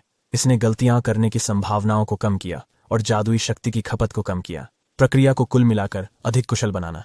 जेफी की भ्रमित होने की स्थिति ने लुली को जादू बनाने में ऊर्जा की खपत के विस्तृत विवरण प्रदान करने की प्रेरणा दी। लुली ने स्पष्ट किया कि जब सेफी ने जादू का उपयोग किया तो उसने अपने भीतर की एक प्रकार की ऊर्जा का उपयोग किया। वह दो महत्वपूर्ण कारकों पर जिनका सेफी को ध्यान में रखना था, उन पर विस्तार से चर्चा करती रही। लुली ने स्पष्ट किया कि एक जादू तैयार करने में लगने वाला समय सीधे रूप से उसे खपाने वाली माना की मात्रा पर प्रभाव डालता है। एक जादू जितना लंबा डाला जाता था, सेफे की माना अधिक ड्रेन हो जाती थी। लुली ने बल दिया कि ऊर्जा की बचत और अनावश्यक थकान को रोकने के लिए कास्टिंग में कार्यक्षमता आवश्यक है। इसके अलावा लुली ने जादू समझने की अवधारणा में गहराई से जाने। उसने सेफे से कहा कि एक जादू के बारे में उसकी समझ की गहराई भी उसकी ऊर्जा खपत पर प्रभाव डालती है। अगर सेफे ने इसकी मैकेनिक्स के बिना स्पष्ट और पूरी जानकारी के एक जादू का प्रयोग करने की कोशिश की, यह हो सकता है कि जितना अधिक परिचित सेफे किसी जादू के साथ होती जा रही थी, उसके माना का उसी प्रमाण में अत्यधिक उपयोग हो सकता था। वह जितना अच्छा होगा, वह अपनी ऊर्जा की आवश्यकताओं को उत्तम रूप से नियंत्रित करेगी। लुली ने यह बताया कि सटीकता और समझ जरूरी है ताकि वर्तनी प्रभावी हो सके। लुली ने अनुभवहीन जादूगरों की समस्याओं का विस्तार किया जब वे जादू करने की कोशिश करते हैं। उन्होंने समझाया कि उनकी समझ और नियंत्रण की कमी के कारण वे अक्सर ऊर्जा से ड्रेन हो जाते थे और क्षमताएं प्रभावी ढंग से प्रकट करने में असमर्थ हो जाते थे। हालांकि उनके पास एक फायदा था, उनके पास प्रोग्रामिंग में पृष्ठभूमि थी जिसने उन्हें एक अद्वितीय दृष्टिकोण प्रदान किया। यह अनुभव उन्हें जादू की संरचना को शीघ्रता से समझने और उनके जटिल पैटर्न को समझने में योग्य बनाता है। उसकी प्रोग्रामिंग कौशल के साथ सेफे ने जादुओं की संरचना को जल्दी समझ लिया और वह चांटने के बिना भी वह उन्हें बनाने वाले वर्णों को स्पष्ट रूप से याद कर सकती थी। यह असाधारण क्षमता ने उसके जादुई शक्ति को हथियार बनाने में हृदयदक्षता को बढ़ाया। जैसे जैसे सेफी को समझ आई, उन्होंने लुली ने जो पहले समझाया था उसके महत्व को पहचाना। लुली ने सेफी की प्रगति की प्रशंसा की और उन्हें जादू के क्षेत्र में उभरती हुई प्रतिभा के रूप में चिह्नित किया। लुली ने आगे बढ़ते हुए अनुमान लगाया कि यदि वे हमलावर जादू प्रतियोगिता में सम्मिलित होते तो सेफी के पास शायद पहले से ही लुली की अपेक्षा अधिक बल और कुशलता हो सकती है। यह धारणा सेफी को चौंका दी जब उसने अपनी क्षमताओं के एक अनुभवी जादूगर से अधिक होने के विचार पर विचार किया। सेफी लुली की टिप्पणी से चौंक गई। लुली का विश्वास करते हुए कि केवल हमलावर जादू में प्रतिस्पर्धा करें ने जादू के अन्य पहलुओं में उसकी क्षमता का सुझाव दिया। सेफी ने सोचा कि क्या लुली का विशेषज्ञता उसके उपाधि से भी जुड़ा हो सकता है। जिज्ञासा बढ़ी। सेफी ने पूछा कि लुली ने किस प्रकार का जादू काम में लिया। हालांकि लुली संवेदनशील बनी रही और सेफी को सूचित किया कि केवल राजा ही उसकी जादुई क्षमताओं का विवरण जानते थे। उनके घर के दृश्यों को बदलते हुए लुली ने रगना, नरगुरिया और सेफी के लिए भोजन की सोच समझकर तैयारी की थी। जैसे जैसे भोजन आगे बढ़ा, रगना और नरगुरिया ने खाने का पूरी तरह से आनंद लिया। सेफी हालांकि सराहना करते हुए स्वच्छता और खाना पकाने में सहायता नहीं कर पाने के लिए माफी चाहते थे। लुली ने प्रकट किया कि उनका घर की सफाई में सहायता करने का प्रस्ताव मार्शा के अस्पताल में भर्ती होने के दौरान परिवार की चुनौतियों को देखकर आया था। उनकी उच्च कुलीन स्थिति के बावजूद लुली के परिवार को किसी भी सहायता प्रदान करने में सक्षम नहीं था। उसने अपनी समझ को नेरगुरिया की ओर बढ़ाया। ऐसी कौशलों को अभी तक सीखने के लिए सेफी ने रात के खाने के दौरान भाग लेने में संकोच किया, क्योंकि वह अपनी शिशु असमर्थताओं को याद करती थी। लेकिन रगना ने उसे मार्सिया द्वारा प्रदान किए गए दूध की याद दिलाई। नरगुरिया ने उन्हें आश्वस्त किया कि सेफी ने अपनी मां को परेशान नहीं किया, क्योंकि उसे उसकी स्वास्थ्य की चिंता थी। इसे देखते हुए लुली ने सेफी के लिए एक गिलास दूध तैयार किया, जिसमें उनके जीवन में खेलने वाली पालन पोषण की भूमिका का प्रतिबिंब था। जैसे जैसे दिन बीते, सेफी और लुली एक दूसरे के समान होते जा रहे थे। लुली उनके दिनचर्या में एक अभिन्न उपस्थिति बन गई। उन्होंने उनकी मैजिकल ट्रेनिंग और दैनिक गतिविधियों की देखरेख की। वे आगामी साम्राज्यिक मुकाबले के लिए अच्छी तरह से तैयार होने का सुनिश्चित करते थे। लुली की समर्पण भावना साफ थी, क्योंकि वह निरंतर उनकी खैरियत के प्रति समर्पित रहती थी। रातें वही समय थे जब लुली प्रस्थान करती थी। सफाई और सुविधाजनक परिवेश में आराम करने के लिए घर को छोड़कर सेफी ने सोचा कि लुली उन्हें बिगाड़ सकती है, लेकिन उनके कार्यों का स्वागत किया गया। वहीं दुर्ग पर राजा और लुली एक जनसमूह के सामने खड़े थे। माहौल औपचारिक था, जैसे राजा ने छींका, जिसने लुली को उसके स्वास्थ्य के बारे में पूछने के लिए प्रेरित किया। राजा ने उसे आश्वस्त किया कि वह ठीक है और एक घोषणा करने में आगे बढ़े। उन्होंने घोषणा की कि लेडी सेफे और सर बासलर के बीच साम्राज्यिक मुकाबला आधिकारिक रूप से शुरू हो चुका था। लुली और सेफे ने स्नान के दौरान एक सुखद क्षण साझा करके खुशी पाई। शांत जल के बीच लुली ने सेफी से एक संवेदनशील विषय उठाया, यह पूछते हुए कि क्या वह आगामी मुकाबले में हारने की जानबूझकर कोशिश कर रही थी। सेफी की निगाह लुली की मिली और उसने कबूल किया कि यह उसकी प्रारंभिक योजना थी, नहाने से बाहर निकलने के। लुली की उपस्थिति जैसे उन्होंने सेफी को अपनी क्षमताओं को हल्के में लेने और विजय की ओर ध्यान देने का प्रोत्साहन दिया। जब वे खुद को सूखा रहे थे, सेफी, लुली की सलाह सुनो। बासलर उसकी क्षमताओं को कम समझ रहे हो सकते हैं। ये समझते हुए लुली को लगता था कि वह बाउट की गतिविधियों के प्रति सचेत है, जिसमें बासलर की धारणाएं भी शामिल थीं। उन्होंने सेफी को यकीन दिलाया कि उसे अपने हस्तक्षेप के बारे में चिंता करने की आवश्यकता नहीं है, क्योंकि लुली ने युद्ध के संभावित परिणामों को समझने के लिए राजा के साथ परामर्श किया था। इच्छाएं लुली चले गए। सेफी को अपने अगले कदमों पर विचार करने के लिए छोड़ दिया। दृश्य वियोलैंड किले में बदल गया, जहां बासलर सीढ़ियों के शिखर पर खड़े थे, जबकि सेफी कदम दर कदम चढ़ रही थी। सेफी ने बासलर से गलत नाम से संबोधित किया, उसमें खिड़खिड़ाहट का संकेत देते हुए। बातचीत में सक्रिय होना। सेफी ने नियमों और बासलर की उपस्थिति के बारे में स्पष्टीकरण की खोज करने का अपना इरादा बताया। बासलर की आवाज और अधिक आक्रामक हो गई, इसका संकेत देते हुए कि सेफी का या तो लड़ने या भागने का विकल्प। वह अपनी मां की भावनाओं पर प्रभाव का निर्धारण करेगी। वीलैंड किले के शानदार सेटिंग में सेफे की मासूम जिज्ञासा ने उसे यह पूछने की प्रेरणा दी कि क्या बसलर ने खुद ही ड्यूल शुरू किया था। बसलर का जवाब अहंकार और तुच्छता से भरा हुआ था, जैसा कि उसने यह भविष्यवाणी की थी कि यह अंतिम बार होगा जब सेफी मूर्खतापूर्ण कार्य करेगा। मूर्खतापूर्ण। उन्होंने उसकी नीति को पूरी तरह से राजा की उपस्थिति में हराने की अपनी इच्छा का दावा किया। सेफी के विचार मननशील हो गए जब उन्होंने सोचा कि क्या बासलर को भीड़ के सामने एक बच्चे को हराने में शर्मिंदा होना पड़ेगा। उसका युवा चेहरा मासूम बना रहा, प्रतीत होता था जैसे स्थिति के तनाव से अस्पर्शित। हालांकि बसलर अपने स्थान में दृढ़ था, सेफे को चिढ़ाते हुए कि क्या उसका डर दिखने लगा था। हालांकि उसने उसकी ताकत को माना, लेकिन उसने फिर भी उसकी शिशुता पर जोर दिया। सेफे ने बासलर के सामने खड़ा हो गया। उसका व्यवहार उसकी धीरज की तुलना में पूरी तरह अलग। फिर बासलर ने अप्रत्याशित रूप से मोड़ लिया, सुझाव देते हुए कि वह उसे एक छोटा उपकार कर सकता है। सेफी की भ्रमणा और गहरी हुई और वह बसलर के कई संभावनाओं को आउटलाइन करने के लिए सुनती थी। उन्होंने पहले ही हमले का फायदा देने पर विचार किया, या शायद अपने आरंभिक स्थिति से अपनी गतिविधियों को सीमित करके खुद को विकलांग बनाने का। सेफे, उनकी विशेषता निर्दोषता के साथ, वह चार्ज किए गए वातावरण में बासलर के बीच एक हल्का दिल का अनुरोध पेश किया। उसने अखाड़ा की सीढ़ियों की चढ़ाई की असुविधा उठाई और पूछा कि क्या वह उसे उठा सकता है। ऊपर बसलर की प्रारंभिक भ्रमणा ने सहमति में बदल दिया और उसने सेफे को अपनी पीठ पर उठाया और उसके साथ सीढ़ियों को चढ़ गया। इसके बीच शहर उत्साहित था। लोग नजदीकी मैच पर बात कर रहे थे। वे अपनी प्रत्याशाओं को साझा करते थे, उत्साहपूर्वक दृश्य की तैयारी करते थे। माहौल सेफे और बोसलर के बीच होने वाले डुएल के निकटतम था और हवा में तनाव महसूस हो रहा था।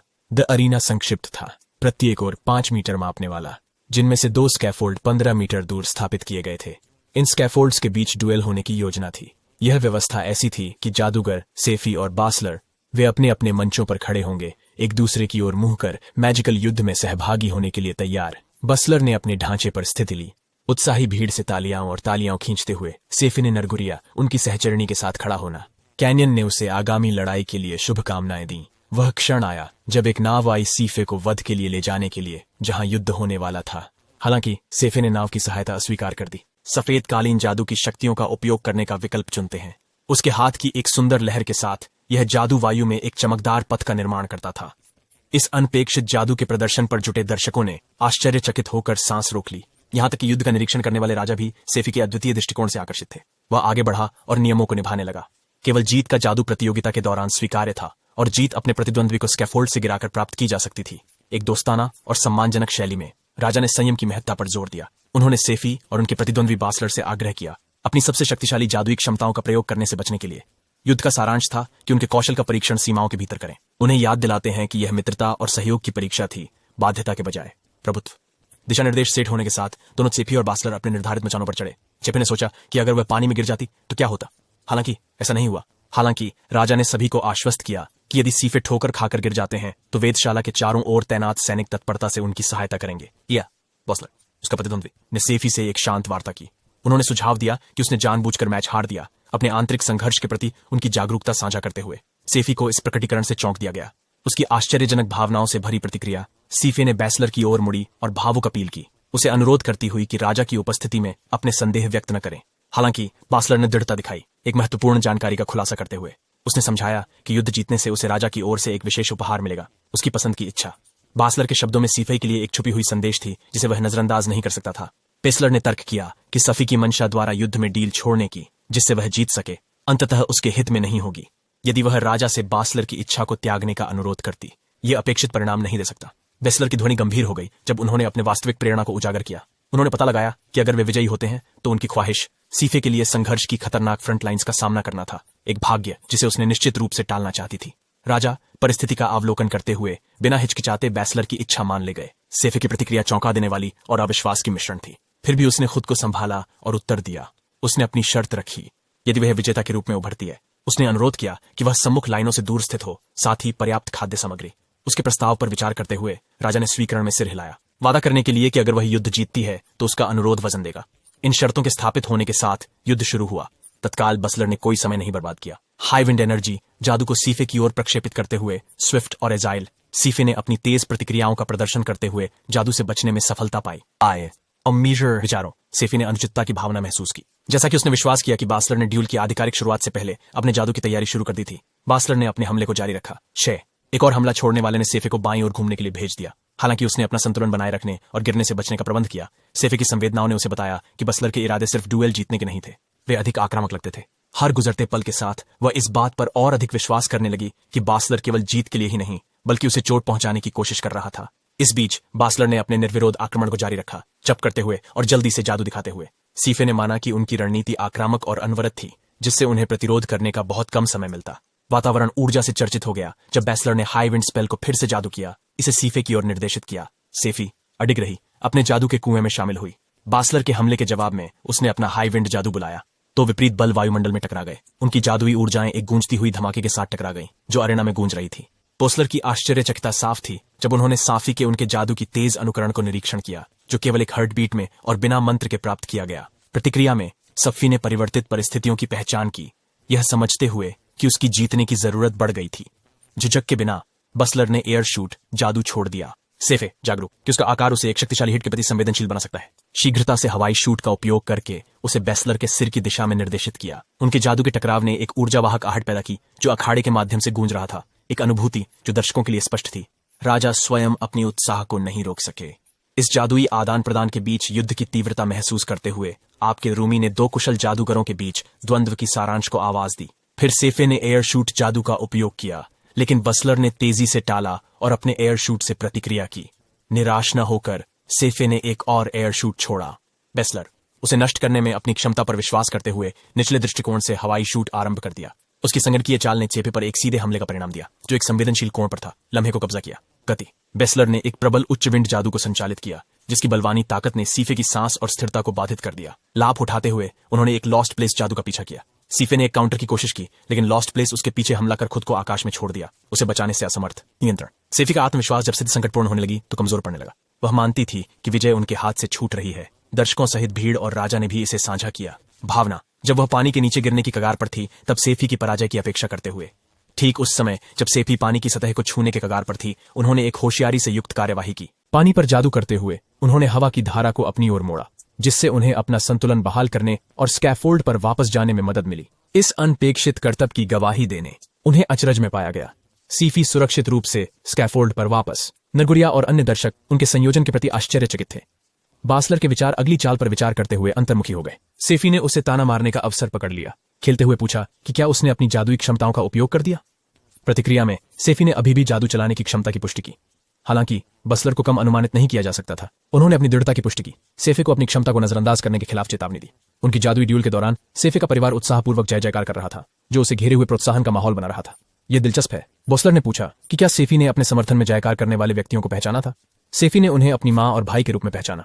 उनमें संकल्प भर गया। उसने बसलर से माफी मांगी, लेकिन घोषणा की कि उसे उस दिन हारने की आवश्यकता नहीं थी, खासकर अपने परिवार के लिए।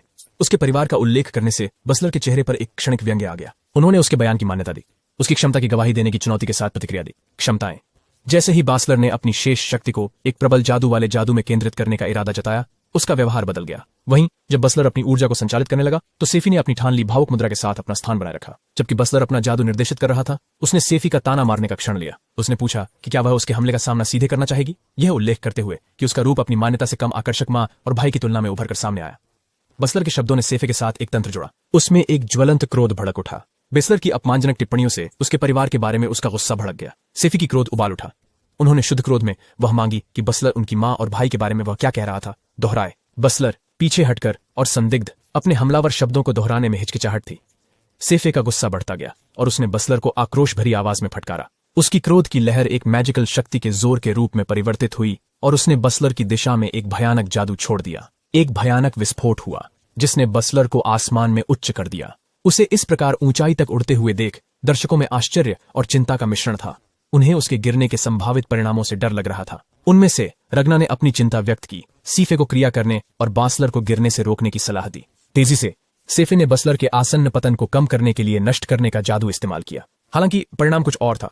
जादुई शक्तियों का एक और भयानक संघर्ष जिसने बासलर को फिर से आसमान में उड़ान भरने पर मजबूर कर दिया। व्योलन किले के परे एक शांत जल का शरीर लेख लुहार के रूप में जाना जाता है। स्पष्ट दिनों में झील की सतह ने चारों ओर के परिदृश्य को एक निर्दोष प्रतिबिंब की तरह दर्शाया। इसे एक सुंदर गंतव्य के रूप में प्रसिद्धि दिलाने वाले झील के किनारे एक छोटा आराम क्षेत्र खड़ा हो गया, जिसकी महल और शांत जल के दृश्य के लिए सराहना की गई। एक अनपेक्षित घटना के बाद बसलर को ल्यूअर झील के दायरे में पाया गया। उन्होंने जल की सतह पर पत्थर की तरह 2 बार छलांग लगाने के बाद अंत में एक लकड़ी के प्लेटफॉर्म पर उतरने का काम किया।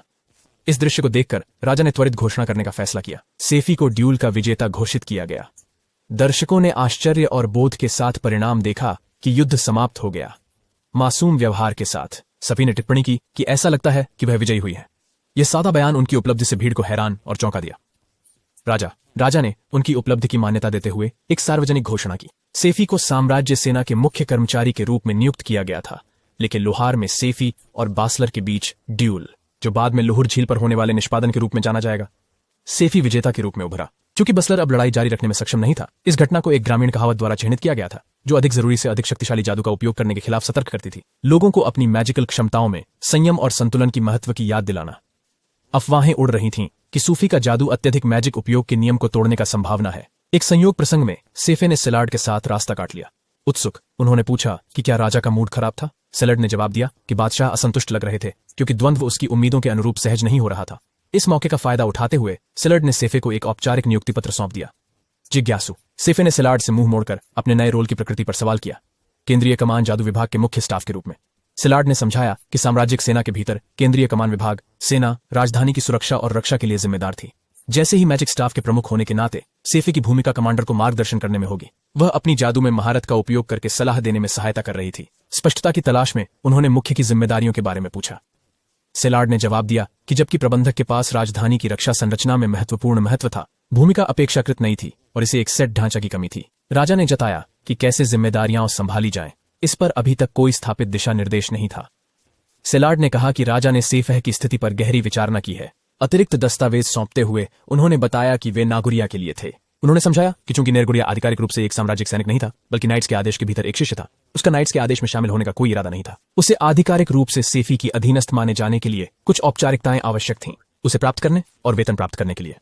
सिलार्ड ने आगे कहा कि नरगुरिया को अपनी स्थिति और हक की स्थापना के लिए नियुक्ति की आवश्यकता थी। उसे सीफी की टीम की एक औपचारिक सदस्य के रूप में मान्यता और लाभ प्राप्त करने के लिए यह प्रक्रिया आवश्यक थी। सिलार्ड ने सेफे से मानव संसाधन विभाग की ओर अगले चरणों के लिए जाने को कहा। कागजात हाथ में पकड़े सेफे उस दिशा में आगे बढ़ी। हालांकि वह रास्ते में ठोकर खा गई। दस्तावेजों को देखते हुए उसने नोटिस किया कि नरगुरिया का पूरा नाम नरगुरिया लूना था। अचानक कमांडर बलाजुराग स्थल पर पहुंचे। उन्होंने सेफी की द्वंद्व में विजय की प्रशंसा की। उत्सुक सेफी ने पूछा कि क्या बालाजुराग मैच देख रहे थे। बालजुराक हंसे और उन्होंने खुलासा किया कि उन्होंने और उनके लोगों ने युद्ध का साथी देख रहे थे। उन्होंने बताया कि उनके लोग भी सेफी की कौशल और संकल्प के प्रदर्शन से पूरी तरह से प्रभावित थे। बालाजुराक ने अगले दिन के लिए युद्ध क्षेत्र की आगामी योजनाएं तय की और मजाक में सेफी से कहा कि वह उसके साथ जुड़ सकती है। यह अनपेक्षित प्रस्ताव ने सेफी को अचंभित कर दिया। हालांकि बालाजुराक ने तत्परता से स्पष्ट कर दिया कि वह सिर्फ मजाक कर रहा था और सेफी को आश्वासन दिया। उन्होंने सेफी की अद्वितीय जादुई क्षमताओं की प्रशंसा की, स्वतंत्र रूप से नाइट बीस्ट डाकुओं के साथ सामना करने में उसकी क्षमता की मान्यता देते हुए। सीफेहे ने अपनी सफलता का श्रेय नेरगुरिया की सहायता को दिया। नेरगुरिया के उल्लेख पर बालजुराक ने याद दिलाया कि वह लूनावेंट परिवार की सबसे छोटी बेटी थी। सेफी नेरगुरिया की पृष्ठभूमि के बारे में अनजान रही। पृष्ठभूमि।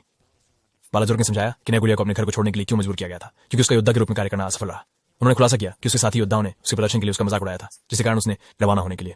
बालाजुराक ने यह उल्लेख किया कि लूनावेंट परिवार ने नाइट्स के बीच एक प्रतिष्ठित प्रतिष्ठा बनाई है। इसे चुनौतीपूर्ण बना देता है किसी ऐसे व्यक्ति के लिए जो उसी क्षेत्र में संघर्ष कर रहा हो। सेफी का मनोवृत्ति इस प्रकटीकरण को सुनकर दुहक की ओर बदल गया। उसने अपने दुहक को व्यक्त किया, नेरगुरिया की ताकत को मानते हुए। जवाब में उसने बंदित प्रमुख पर नेरगुरिया की तेज विजय का जिक्र किया। मुखिया, अपनी क्षतियों के बावजूद अपनी क्षमताओं को उभारते हुए सेफी ने नेरगुरिया की ताकत और चुस्ती की प्रशंसा की। यह जोड़ती है कि उसकी केवल कमी यह थी कि वह अत्यधिक दयालु थी। सचमुच? उसने बालाजुराक से पूछा कि क्या वह किसी समय लूनावेंट एस्टेट में भ्रमण का व्यवस्था कर सकते हैं। सेफी ने अपनी इच्छा व्यक्त की थी कि वह नेरगुरियाई की पृष्ठभूमि को बेहतर समझना चाहती है, उसकी परिस्थितियों की पूरी परिधि को समझने की उत्कंठा। वह नेरगुरिया को यह संदेश देना चाहती थी कि उसने एक सच्चे योद्धा की बहादुरी के साथ लड़ाई की थी और वह अब सेफेही के निर्देश में काम करेगी। उत्तर में बालजुरेक ने एक उड़ान भरी टिप्पणी की, ऐसा सोचते हुए कि क्या सेफी ने अपने नाइट कमांडर की उपाधि का उपयोग अपनी उपस्थिति को साबित करने के लिए करने का इरादा था। थोड़ी अनिश्चितता के साथ सेफी ने माना कि उन्हें यह नहीं पता था कि उनके शब्द सीरियसली लिए जाएंगे। उनकी उम्र को ध्यान में रखते हुए माफी मांगती हुई उसने बालाजुराक से अपनी आपत्तियां जताईं। उत्तर में बालाजुराक खुशी से खुलासा किया कि वह सफी के खाते से सुनने के बाद नेरगुरिया की स्थिति के संबंध में समान चिंताएं साझा करते थे। उन्होंने उत्साहपूर्वक घोषणा की कि वह व्यक्तिगत रूप से सेफी के इरादों के लिए जिम्मेदार होंगे। सेफी की भावनाएं बालाजुराक की प्रतिबद्धता सुनकर उत्तेजित हो गईं। बालाजुराक मस्ती से सफी को अपने कंधे पर उठा लिया। लूनावेंट एस्टेट की यात्रा पर निकल पड़े। लूनावेंट एस्टेट में एकत्रित एक समूह सॉर्ड का, लूनावेंट के काउंट, नरगुरिया, बालाजुरेक और योरुमी। योरुमी एक मेज के चारों ओर बैठे थे। माहौल सीफेहे ने उम्मीद की अपेक्षा अधिक तनावपूर्ण निकला। किसी कारणवश योरुमी भी उनके साथ शामिल हुए थे। लूनेवंत के काउंट अपनी चाय में मग्न थे, उसका व्यवहार संतुलित। सॉर्ड ने इस सम्मेलन के पीछे के उद्देश्य के बारे में पूछा। सेफी ने जवाब दिया, अपने उपस्थिति का कारण बताते हुए। उन्होंने उल्लेख किया कि उनके पास एक प्रस्ताव करने के लिए था, एक के साथ विराम। उन्होंने घोषणा की कि नरगुरिया नाइट आर्डर की प्रशिक्षार्थी की हस्ती से इस्तीफा दे रही है और वह इंपीरियल आर्मी के मैजिक स्टाफ के तहत सेफी की सहायक का कार्यभार संभालेगी। सॉर्ड का चेहरा बिना हिले रहा और उन्होंने अपनी उम्मीदों को आवाज दी कि सभा नेरगुरिया की सफल नाइटहुड परीक्षा से संबंधित थी। नरगुरिया का जादूगर के नीचे काम करने का विचार वह सोच नहीं सका था और उन्होंने इसे स्वीकार किया। नेरगुरिया का चेहरा उनके जवाब को सुनकर दुखी हो गया। नेरगुरिया की विद्रोही प्रतिक्रिया के जवाब में सेफे ने अपनी चिंताओं का सामना किया। उन्होंने शेयर किया कि वह नगुरिया के परिवार से अलगाव के परिस्थितियों पर चर्चा करना चाहती थी, विशेष करके इस बात पर कि उनके पिता ने उन्हें बाहर कर दिया था। सॉर्ड की प्रतिक्रिया स्पष्ट थी, जैसे ही उसकी आंखें इस खुलासे पर चौंक कर खुल गईं। सेफे ने आगे बताया, स्थिति पर प्रकाश डालते हुए। उन्होंने खुलासा किया कि सौराड ने नरगुरिया को शूरवीरों के क्रम के माध्यम से डकैतों के खिलाफ बचाव का कार्य सौंपा था। सौराड ने त्वरित गलतफहमी को सही कर दिया, ये कहते हुए कि उन्होंने नेरगुरिया को परिवार से बाहर नहीं निकाला था, और उन्होंने कहा कि ऐसा करने का कभी उनका इरादा नहीं था। सोरा ने लूनावेंट परिवार की परंपराओं में गहराई से जाकर देखा, व्याख्या करते हुए कि परिवार में पैदा होना स्वतः ही एक नाइट के भविष्य का संकेत देता है। उम्मीद यह थी कि जो व्यक्ति शुरुआत में संघर्ष करता है वह बेहतरी के लिए प्रशिक्षण लेगा। हालांकि यदि वे एक दानव को भी नहीं हरा सकते थे, एक चुनौती जो किसी बच्चे के लिए भी अत्यधिक मुश्किल थी, इसका संकेत उनके स्वभाव के भीतर एक गहरी समस्या की ओर था। सौराड ने अपने इरादे स्पष्ट किए, व्याख्या करते हुए कि उनकी आशा थी नेरगुरिया शहर की सीमाओं के परे जाएगा और सीधे मुख से चुनौतियों का सामना करने के लिए आवश्यक शक्ति हासिल करेगा। बालाजुराक ने हस्तक्षेप किया, ये दावा करते हुए कि प्रत्येक व्यक्ति में अद्वितीय व्यक्तित्व और मूल्य होते हैं। उन्होंने जोर दिया कि सभी बच्चे संघर्ष की ओर स्वाभाविक रूप से प्रवृत्त नहीं होते। बालाजुराक ने स्वरूप इशारा कर रहा था कि नगुरिया का परिवार के भीतर कोई स्थान नहीं है। सोरेड ने एक दृढ़ दावा के साथ जवाब दिया कि किसी को लूनावेंट के रूप में पहचानने की अनुमति देना बिना नाइटहुड की छत्र बनाए रखने, यह दीर्घकालिक रूप में परिवार की स्थिति को खतरे में डाल सकता है। योरुमी ने नेरगुरिया के पक्ष में दलील दी। उन्होंने यह कहा कि लूनावेंट परिवार अपनी प्रतिष्ठा का खतरा उठा सकते हैं। सोरेड इस आशय को मानते हुए सहमत हुए कि उनकी घराने की स्थिति खतरे में हो सकती है। उन्होंने विषय पर विस्तार से बताया, जिसमें उन्होंने बल दिया कि नेरगुरिया की योग्यता के अभाव में एक नाइट बनने की संभावना परिवार के नाम को कालिक पोत सकती है। सोरेड ने तर्क किया कि अगर वह व्यक्तियों को नरगुरिया के अनुसार जीने की अनुमति देता, यह उनके घराने की नींवों को कमजोर करेगा, जिसने इतिहास में अपनी सैन्य क्षमता पर निर्भर करके अस्तित्व और प्रभाव बनाए रखे हैं। योरुमी ने बीच में बोला, अपने दृष्टिकोण को साझा करते हुए उन्होंने टिप्पणी की कि अपने असली स्वभाव के विपरीत एक जीवन के अनुरूप खुद को एक जीवन भर की दुख को सहने के लिए मजबूर करना एक श्राप के समान हो सकता है। योरुमी मानती थी कि ऐसे घराने से प्रस्थान करना एक उचित विकल्प हो सकता है। सुनकर सोर्ड के व्यवहार में क्रोध का संकेत मिलता था। प्रतिक्रिया में नेरगुरिया खड़ी हो गई। उन्होंने लुनावेंट वंश में जन्मे होने पर अपने गर्व को व्यक्त किया। उसने स्वीकार किया कि जब वह सौरत की उम्मीदों को पूरा नहीं कर सकी थी तो उसके लिए दर्दनाक था। नेरगुरिया ने बढ़ाया, अपनी संघर्ष और निराशा साझा करते हुए उन्होंने अपनी अक्षमता का खुलासा किया कि वे नाइटहुड प्राप्त नहीं कर सकती और इसके बाद अपने परिवार का नाम न धारण करने की चुनौती। उन्होंने बताया कि उन्हें भावनात्मक संकट का सामना करना पड़ा। उनकी अनुभूति की असहायता के कारण निराशा में फंस जाती है। हालांकि उन्होंने जोर दिया कि सीफे उनके जीवन में आशा का प्रमुख स्रोत रहा है। सेफे ने नेरगुरिया के साहस और लचीलापन को महसूस करते हुए बातचीत में शामिल होते हैं। उसने यह बताया कि कैसे नेरगुरिया ने उसके साथ बिना हिचकिचाहट के लड़ा था, डाकुओं के खिलाफ अद्वितीय साहस दिखाते हुए, और अंततः उन पर विजय प्राप्त करने। सेफी ने नेरगुरिया की असाधारण दया का गुण उजागर किया। यहां उसे अपनी अद्वितीय शक्ति मानते हुए फिर भी इंपीरियल नाइट्स या किसी विशेष क्रम से जुड़े बिना नेरगुरिया ने गांव की सुरक्षा की थी। सेफी ने आत्मविश्वास के साथ उन्हें यकीन दिलाया कि नेरगुरिया लुनावेंट परिवार की गरिमा को कायम रखेगा। सौरात की प्रतिक्रिया सेफी के शब्दों को सुनकर चकित थी। इस बीच कमांडर ब्लाजोरेक अपनी हंसी रोक नहीं सके। खेलते हुए सेफी की विशाल प्रतिभा की मान्यता दी। उन्होंने सॉरेट को सेफी की क्षमताओं को अनदेखा करने की सलाह नहीं दी। साम्राज्य के भीतर एक प्रतिभाशाली व्यक्ति के रूप में अपनी स्थिति की पुष्टि करते हुए कमांडर बालजुराक ने कहा कि एक योग्य स्वामी की खोज और सेवा करना एक योद्धा का सम्मान है। हावर्ड घटनाओं के मोड़ से आहत कुछ हद तक शॉक्ड लगे। अंततः उन्होंने अपनी संयमता इकट्ठा की और सम्मान की भावना के साथ साफी से संबोधित किया। उन्होंने अनुरोध किया कि वह नेरगुरिया की देखभाल करें, उसे अपनी बेटी नेरगुरिया लुनावेंट के रूप में संबोधित करते हुए एक दिल की गहराई में स्वर्ण ने नेरगुरिया की पीड़ा के लिए अपना खेद व्यक्त किया और उन्होंने उसकी क्षमा मांगी। क्षण की भावना से प्रभावित नेरगुरिया की आंखों में आंसू आ गए और उनकी भावनाएं स्पष्ट थीं। सभा ने उन घटनाओं की चर्चा में परिवर्तन किया जो समाप्त हुई थीं। सौरा ध्यानपूर्वक संवाद को शुरुआत से अंत तक समझते हैं। अब उसका चेहरा एक शांत मुस्कान से सजा हुआ, मानो किसी भार ने उसके कंधों से उठा लिया हो। जैसे ही सिफई और दूसरों के लुनावेंट से प्रस्थान करने का समय आया, उनके छोड़े गए प्रभाव बहुत महत्वपूर्ण थे। योरुमी ने नेरगुरिया को एक तलवार प्रदान की, उसे असाधारण फ्लेम्पर्स ब्लेड के रूप में पहचानते हुए। एक वास्तविक कला की रचना, कमांडर बालजुराक ने खुशी के साथ उत्तर दिया, ये सुझाव देते हुए कि मैडम योरुमी से तलवार प्राप्त करना दुर्लभ होता है, और सुझाव दिया कि नेरगुरिया को उपहार स्वीकार करने के लिए धन्यवाद दे। नेरगुरिया ने तलवार को सहृदयतापूर्वक स्वीकार किया, योरुमी के प्रति अपना आभार व्यक्त करती हुई। हालांकि एक समूह आया जो आपका कमरा ढूंढ रहा था, ऐसा अचानक विच्छेद हुआ। योरुमी, उन्होंने यह संकेत दिया कि राजा उनके ढूंढ रहे थे और उनसे परेशान थे। इस आवश्यकता को पहचानते हुए योरुमी ने सभी से विदा कहा और जल्दी से चले गए। यूफी योरुमी के अचानक निकल जाने की अवलोकन करती, उसके साहसिक और अपरंपरागत शैली से अचंभित रह गई, जिसकी उसने सराहना की। दिन का समापन नेरगुरिया के माता पिता के घर पर भावुक यात्रा के साथ हुआ। सेफ के जन्मदिन को समय के साथ मनाया गया, जिसने उसके विकास और विकास का पहला वर्ष चिह्नित किया।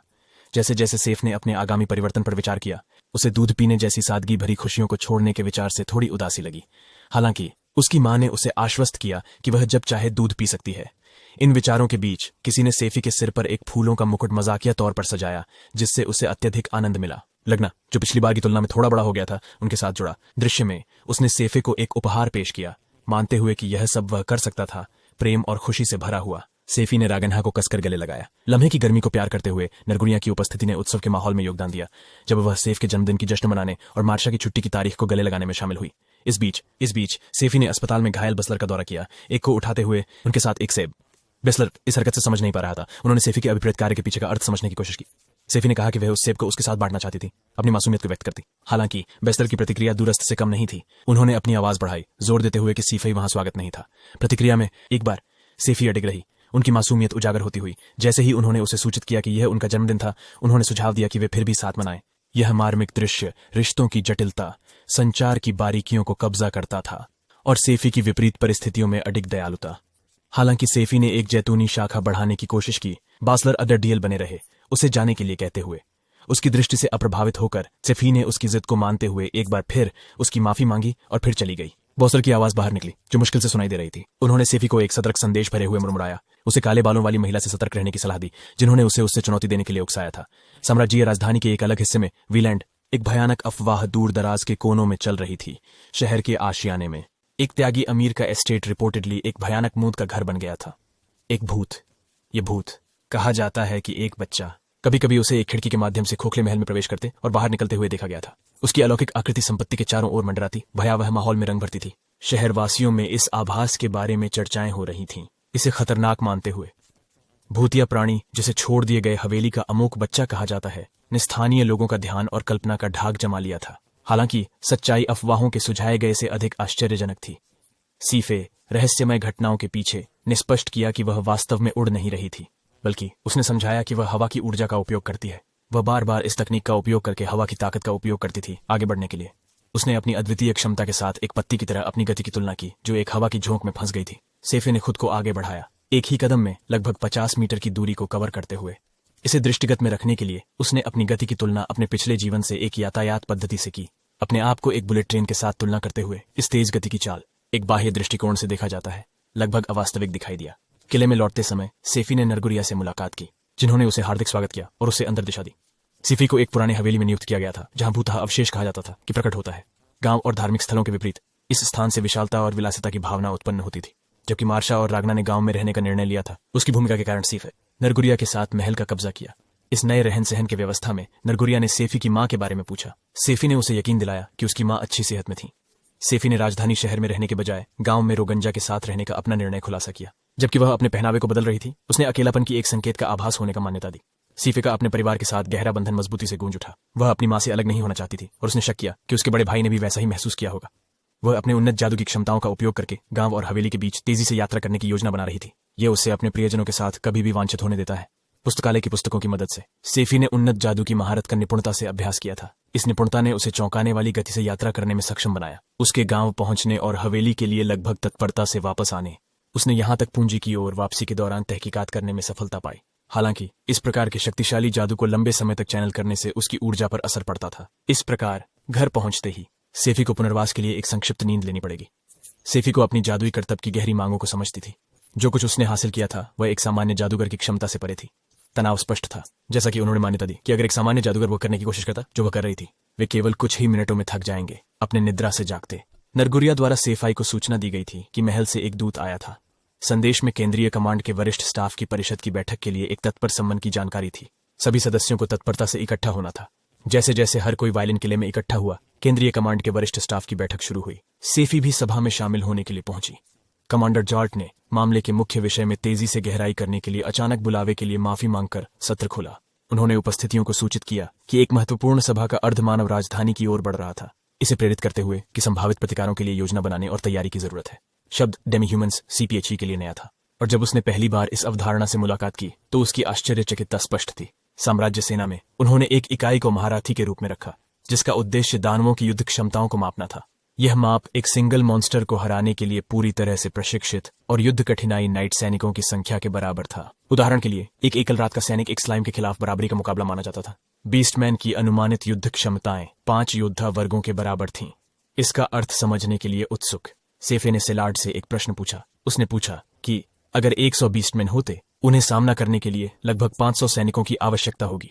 सेलार्ड ने अपनी समझ की पुष्टि की और एक अन्य व्यक्ति ने वार्तालाप में योगदान दिया, आदर्श परिस्थितियों, अच्छी दृश्यता के तहत आकलन की पुष्टि करते हुए, और असंकीर्ण भूभाग जब एक सामान्य बीस्टमैन का सामना करते हैं। जब अनुकूल शर्तें प्ले में आती थीं तो अनुमानित योद्धा आवश्यकता अपनी मूल मूल्य के 3 गुना हो सकती थी, जो 15 योद्धा वर्गों के बराबर होती है। व्यक्तियों ने बल दिया कि उनका लक्ष्य केवल हमले का सामना करना नहीं था, बल्कि दुश्मन को मिटाना और राजधानी को क्षति से बचाना था। इस दृष्टिकोण से चिंतित सेफे ने अपनी चिंता व्यक्त की, यह व्यक्त करते हुए कि उन्हें काफी अधिक सैनिक तैनात करने की आवश्यकता होगी। कमांडर जोल्थ ने चुनौती स्वीकार की और यह बताया कि उनकी वर्तमान परिस्थितियों को देखते हुए एक बड़े पैमाने पर वशीकरण बल का संगठन करना असंभव होगा। बजाय उन्हें महत्वपूर्ण बिंदु पर आगामी डेमी ह्यूमंस को रोकने के लिए रणनीति बनानी होगी। जाल्थ ने समझाया कि जबकि साम्राज्य शहर को एक रक्षात्मक दीवार घेर रही थी, ये चुस्त और हल्के बीस्टमैन के लिए संभव रहा कि वे इसे चढ़ सकें। यदि वे शहरी क्षेत्रों को तोड़ने में सफल होते हैं तो परिणाम विनाशकारी हो सकते हैं। व्यापक क्षति और अराजकता का परिणाम होता है। सभी सदस्यों ने ऐसे आक्रमण को रोकने की अपरिहार्यता को महत्व दिया। एक सदस्य ने शहर की दीवारों के ऊपर सैनिकों को तैनात करने का सुझाव दिया। फिर भी चिंताएं उठीं कि बीस्टमैन की दीवार से उतरने में फुर्ती और वहां स्थित सेनाओं की स्वाभाविक असुविधाओं के बारे में प्रस्ताव को हानिकारक माना गया।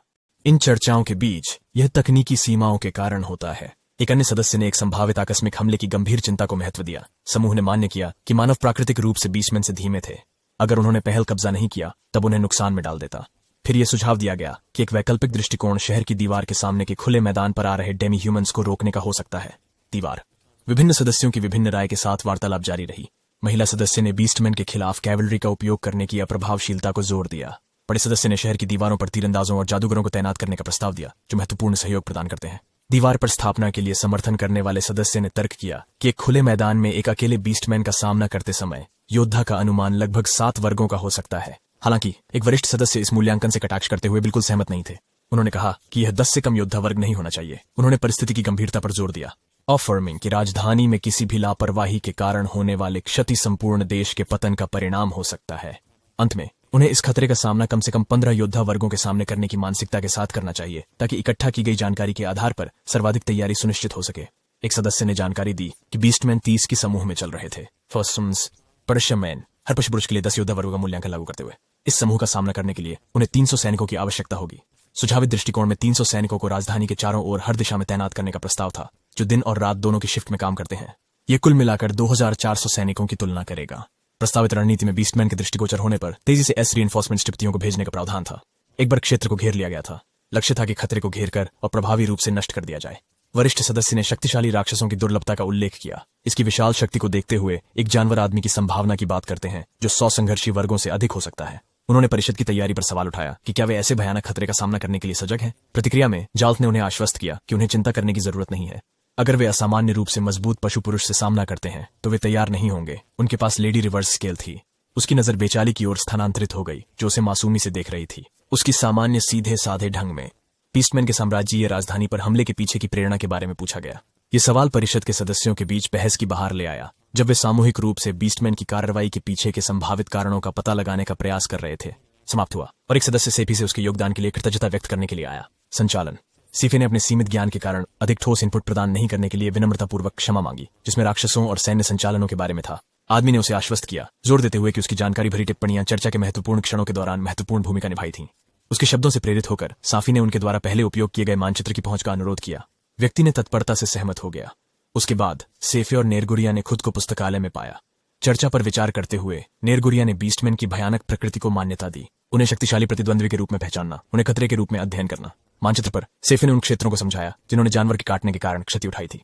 उन्होंने यह उल्लेख किया कि बीस्टमैन धीरे धीरे राजधानी के नजदीक आ रहे थे और अनुमान लगाया कि वे शायद उसके गांव को निशाना नहीं बनाएंगे। हालांकि वह सतर्क कर रही थी कि वे अपनी सजगता खोने के खिलाफ हैं क्योंकि संभावना बची थी कि पशु पुरुष गांव की ओर अपना ध्यान केंद्रित कर सकते हैं। इसके बजाय नरगुरिया ने पूछा कि क्या राजधानी अपनी सेनाओं को प्रतिक्रिया में सक्रिय कर रही थी। सेफी ने इसकी मान्यता दी पर यह सवाल किया कि वे कितने सैनिक तैनात कर सकते थे। उन्होंने यह सुनिश्चित किया कि जबकि स्काउट्स को स्थिति का मूल्यांकन करने के लिए भेजा जाएगा, मिलिट्री उपस्थिति की आवश्यकता वाले क्षेत्रों की पहचान करने के बाद भी सक्षम बलों को उन स्थलों तक पहुंचने और बीस्टमैन समूह का प्रभावी रूप से सामना करने में कई दिन लगेंगे। यदि बीस्टमैन किसी सैन्य प्रतिक्रिया से पहले गांव तक पहुंच जाते हैं तो संभावित खतरे को मानते हैं। साफी ने अपनी क्षमता को व्यक्त किया कि अगर खतरा तेजी से उभरा तो वह पहुंचकर सहायता कर सकती है। हालांकि उसे पता था कि यदि केंद्रीय कमांड ने राजधानी को मजबूत बनाने और रक्षात्मक रुख अपनाने की योजना को सक्रिय किया तो हो सकता है वह इसे छोड़ने के लिए स्वतंत्र नहीं हो। फिर भी अगर उसे अपने गांव की मदद करनी होती।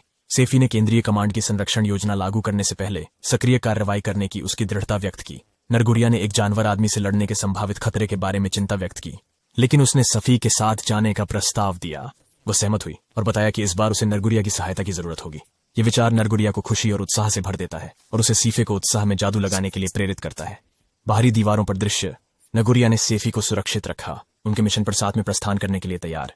सेफी ने टेक ऑफ स्काई वॉक जादू का उपयोग किया जिससे वह और नरगुरिया उड़ने और दीवार से उड़ने में सक्षम हो गई। नरगुरिया दर्द महसूस करते हुए घबराए हुए सफी के शांत करने वाले शब्दों से आश्वस्त किया गया।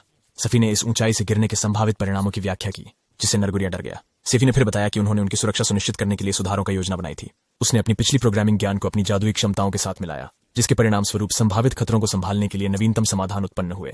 सेफे ने अपने नवीनतम दृष्टिकोण का उपयोग करके बार बार हवा का जादू डालकर और संभावित दुर्घटनाओं के लिए एक कार्यक्रमित आपातकालीन उपाय शामिल करके उनकी उड़ान को बनाए रखा।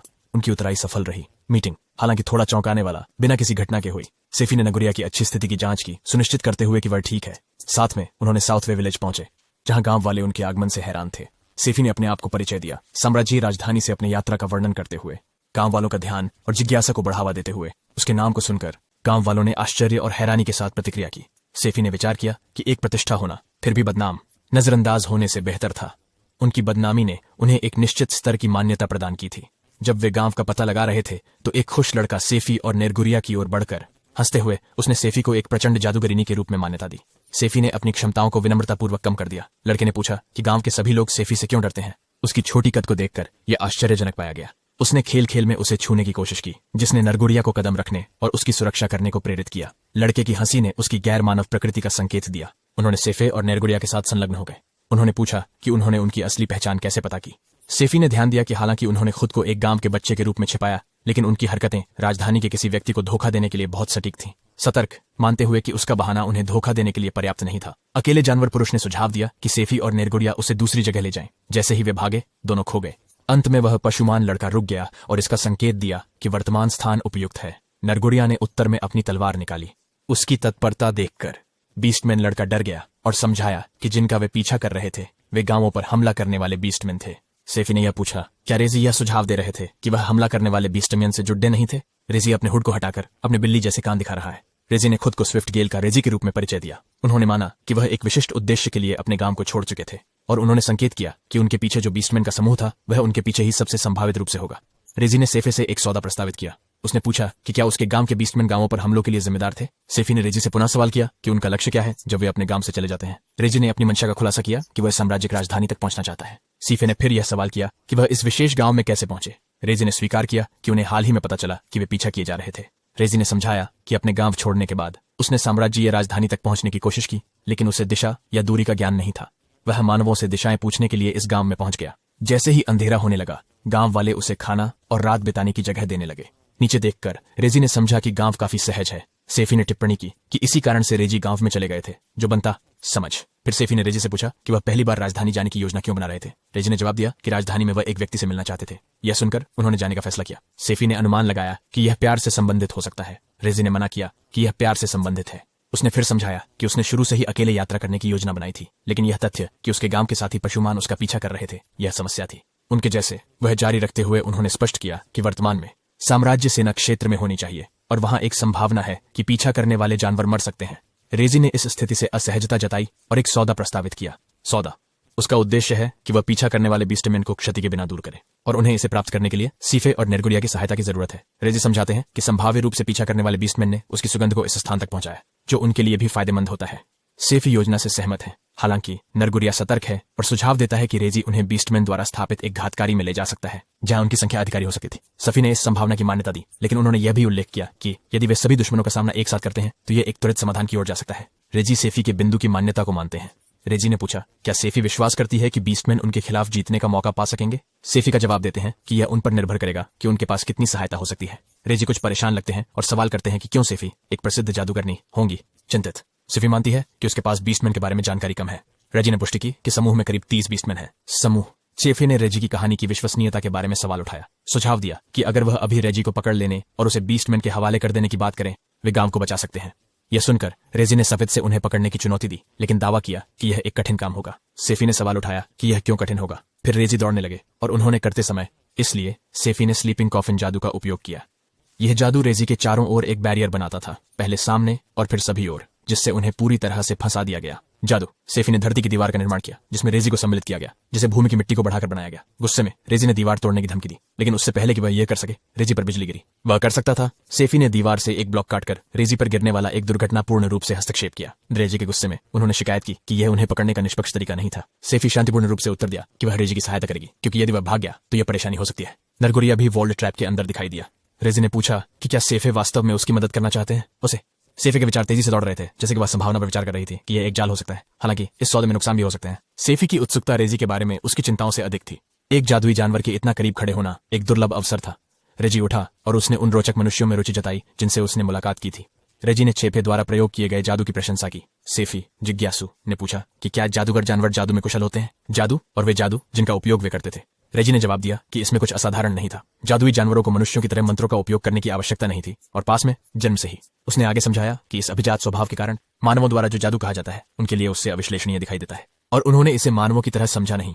सेफी ने इस क्षमता के साथ पैदा होने पर विचार किया, इसे एक शारीरिक गुण के साथ तुलना करते हुए। उदाहरण के लिए एक अग्निश्वासी ड्रैगन इस कार्य को कर सकता है क्योंकि उसके शरीर में एक विशेष अंग होता है जो आग की सांस को संभव बनाता है, या कम से कम यही सामान्यतः मान्य आस्था है। रेजी ने समझाया कि जादुई जानवर बीस्टमैन सहित पुरुषों को बहुत मूल्यवान शक्ति माना गया।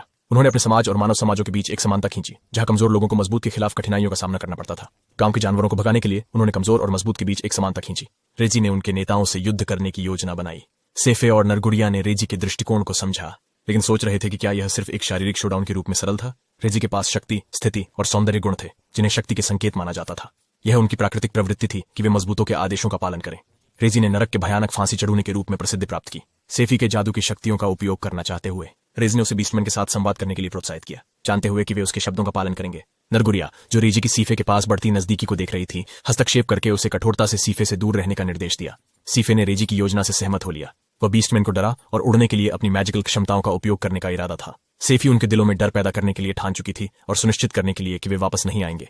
अलगाव, सेफी नरगुरिया के साथ रवाना हो गई और रेजी उनके पीछे टैग कर रहा था। गांव में अपनी ऊर्जा को फिर से स्थापित करके सेफी, नरगुरिया और रेजी को खुद को शीघ्र होने वाले महासंग्राम के लिए तैयार पाया। रेजी ने सेफी को जानवर के स्थान की ओर मार्गदर्शन किया। जैसे ही बीस्टमैन ने रेजी को देखा, खुशी उनके चेहरे पर फैल गई। समूह में एक लड़की जिसके कान पर खरगोश के कान थे, सफी की ओर इशारा करके चिल्लाई और उसकी पहचान के बारे में पूछा। नरगुरिया ने अनुमान लगाया कि शायद बीस्टमैन ने सेफी को उसकी संतान समझा होगा। रेजी के दृष्टिगत हॉर्समैन और लाइनमैन दोनों ने संतोष जताया, अपनी खुशी को आवाज दी और रेजी से अचानक न जाने की प्रार्थना की। बीस्ट गर्ल्स ने भी रेजी की जल्दबाजी में जाने की निंदा की। रेजी ने अपनी मर्जी से जीने के अधिकार को साबित करने के लिए अपनी आवाज बढ़ाई। उन्होंने यह बताया कि उत्तरदायित्व की धारणा उनके लिए उत्तरदायित्व से उत्तरदायित्व नहीं थी, क्योंकि वे दानव जाति के सदस्य थे। विकसित हो रही परिस्थिति का अवलोकन करते हुए सेफे ने धीमी आवाज में ध्यान दिलाया कि चीजें उसकी प्रारंभिक अपेक्षाओं से थोड़ी भटक रही थीं। टोन, रेजी ने सीफे से योजना के अनुसार आगे बढ़ने की सलाह दी। सीफे ने अपनी संकल्पना इकट्ठा करते हुए एक अधिक आत्मविश्वासी व्यवहार अपना लिया और पूछताछ कि वे मानव गांवों पर हमलों के लिए जिम्मेदार थे या नहीं। एक बात करने वाले बच्चे का आगमन जानवरों को बहुत आश्चर्यचकित कर दिया।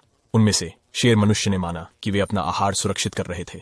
उन्होंने यह उल्लेख किया कि जब वे रेजी का पीछा कर रहे थे तो उन्हें आराम से शिकार की सुविधा नहीं थी। जवाब में सीफई ने पूछा कि क्या गांवों पर हमला करने का उनका एकमात्र उद्देश्य खाद्य सामग्री प्राप्त करना था। एक हंसी के साथ शेर आदमी ने जवाब दिया कि यह स्वाभाविक है कि वे कमजोरों से छीने। सीफे ने जवाब दिया कि अगर कमजोरों का शोषण करना स्वाभाविक है तो उसके कार्य भी स्वीकार्य होने चाहिए। उसने एक साहसपूर्ण इशारे के साथ एक प्रबल जादू बुलाया, जिससे उसके चारों ओर शक्तिशाली हवाएं घूमने लगीं। इसे देखकर बीस्टमैन बढ़ते हुए डर और चिंता में डूब गया। वह एक प्रतीत बालक जो एक ऐसा दर्दनाक जादू कर रहा था, अपने क्रोध की छवि को बनाए हुए। सफिया ने दावा किया कि उसने जो जादू अभी अभी किया था वो दरअसल काफी शक्तिशाली था, कमजोर और खास मजबूत नहीं। सिफे के शब्द सुनकर और उसके शक्ति प्रदर्शन को देखकर सभी बीस्टमैन जल्दी से पीछे हट गए। उसके कार्यों के कारण सिफे को पीछे हटना पड़ा। क्रियाओं, खरगोश के कानों वाली लड़की ने सेफी को दानव जातियों के संदर्भ में एक ऐतिहासिक नायक के रूप में जानने की प्रवृत्ति दिखाई। वर्ल्ड हीरो का खिताब शायद इंसानों के लिए डेमन किंग की अवधारणा के समान महत्व रखता था। सेफे ने फिर से अपना हाथ बढ़ाया। उसने अपनी जादू का उपयोग करके बीस्टमैन की वापसी के रास्ते को ब्लॉक करने वाले बैरियर उत्पन्न किए। उसने सटीक नियंत्रण के साथ 4 घेरे बनाए, जिससे पूरे समूह को उसके भीतर फंसाया गया। उन्होंने घोषणा की कि यह स्थान उनका अंतिम विश्राम स्थल बन जाएगा। इन कार्यों को देखते हुए रेजी ने टिप्पणी करने से खुद को रोक नहीं सका, ये पूछते हुए कि क्या यह उस जादू का संवर्धित संस्करण था जिसे सेफीड पहले उसे पकड़ने के लिए उपयोग कर चुके थे। वह उन दीवारों पर खड़ी थी जो उसने बनाई थी। सेफई ने एक आदेशात्मक स्वर अपनाया और जानवरों को चेताया कि उनका जीवन बचाने का एकमात्र मौका उनके गांव में वापस लौटना था और ने कभी मानव क्षेत्र में चोरी नहीं करने का प्रतिज्ञा की। उसकी घोषणा के प्रतिक्रिया में सभी जानवर मनुष्यों ने सेफी की प्राधिकरण को स्वीकार किया। नरगुरिया परिस्थिति का अवलोकन करते हुए तालियां बजाई। उन्होंने योजना बनाई और सीफे से ऐसा उत्तर प्राप्त करने की उम्मीद व्यक्त की। सीफे ने क्षेत्र की जांच की और रेजी की अनुपस्थिति का ध्यान दिया, हालांकि वह उसने बनाए गए दीवारों के भीतर था। भ्रमित, उसने रेजी से उसके इरादे के बारे में सवाल किया कि वह बीस्टमैन को दूर करने का इरादा रखता है। रेजी का जवाब अप्रत्याशित था। उन्होंने अपनी इच्छा का प्रकटन किया कि वे सीफे के साथ एक युद्ध में शामिल होना चाहते हैं। उसका हैरानी स्पष्ट थी। सेफे ने पूछा, क्या रेजी की मूल योजना नहीं थी कि वह रॉयल कैपिटल में किसी से मिलने के लिए जाए। रेजी ने उत्तर दिया कि यह ठीक होगा यदि उसे सिफेई नायक को हराने में सफलता मिली। वह व्यक्ति जिससे उसे मिलना था वह संन्यास की ओर आकर्षित हो सकता है। रेजी ने फिर अपने बूट्स उतार दिए, होने वाली लड़ाई के लिए खुद को तैयार कर रहे थे। इसे देखकर बीस्टमैन उनके समर्थन में एकजुट हो गए।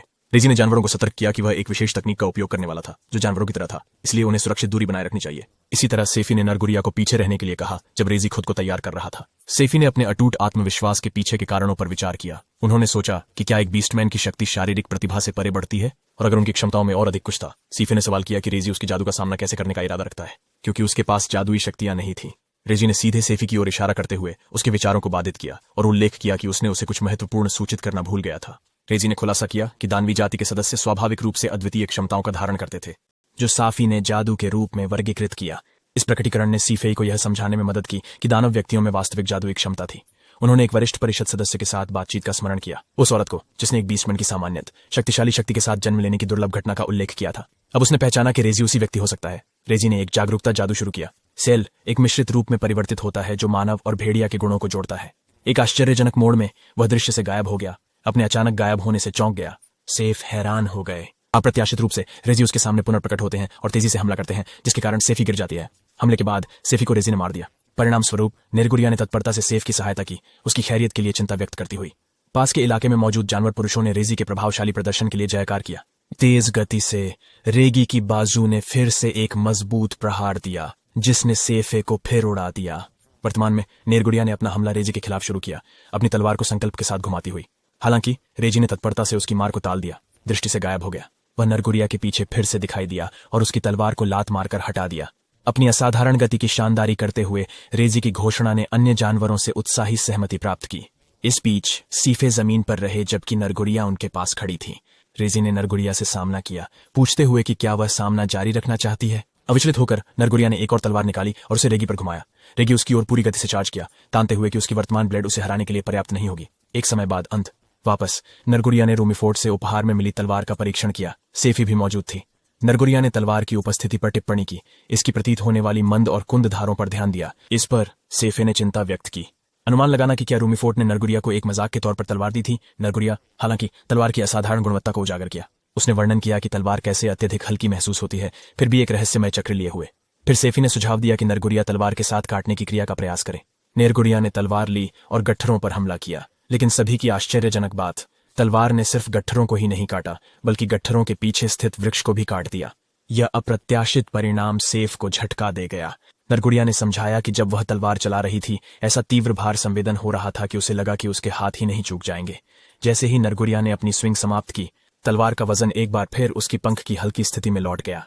उन्होंने अनुमान लगाया कि तलवार का द्रव्यमान उसकी वेग पर आधारित हो सकता है। स्मृतियों का सहारा लेते हुए सेफी ने कमांडर बालाजुरा के लेडी यूजेनिन के बारे में टिप्पणियां याद की।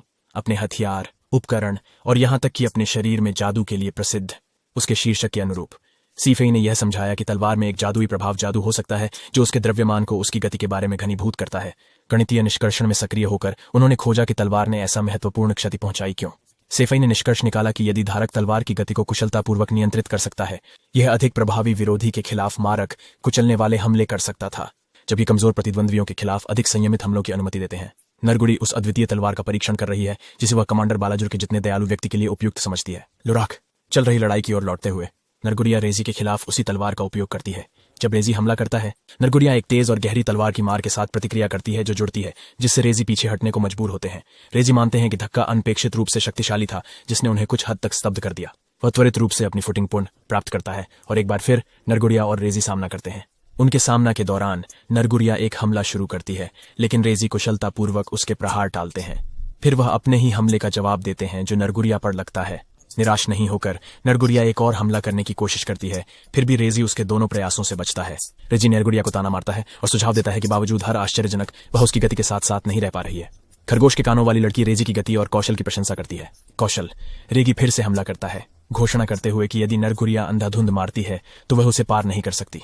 जब वह यह बयान देते हैं तो वह नरगुरिया पर हिट करते हैं। नरगुरिया खुद को संभालती है और यह दावा करती है कि वह रेजी के लिए उसी तरह का अभिप्रेति प्रस्तुत कर सकती है, उसके प्रहारों के प्रभाव की ओर संकेत करती है। उसने बताया कि अगर रेगी सिर्फ हल्के हमले कर सकता है तो वह उसे हरा नहीं सकेगा। यह घोषणा रेजी को थोड़ी असहज बनाती है। नजदीकी बीस्टमैन का अनुमान है कि लड़ाई दोनों पक्षों के पक्ष में नहीं होगी। अचानक बीस्टमैन की भीड़ बच्चे के बारे में चिल्लाने लगती है। नरगुरिया और रेजी दोनों सेफे को वापस खड़े होते हुए पाते हैं।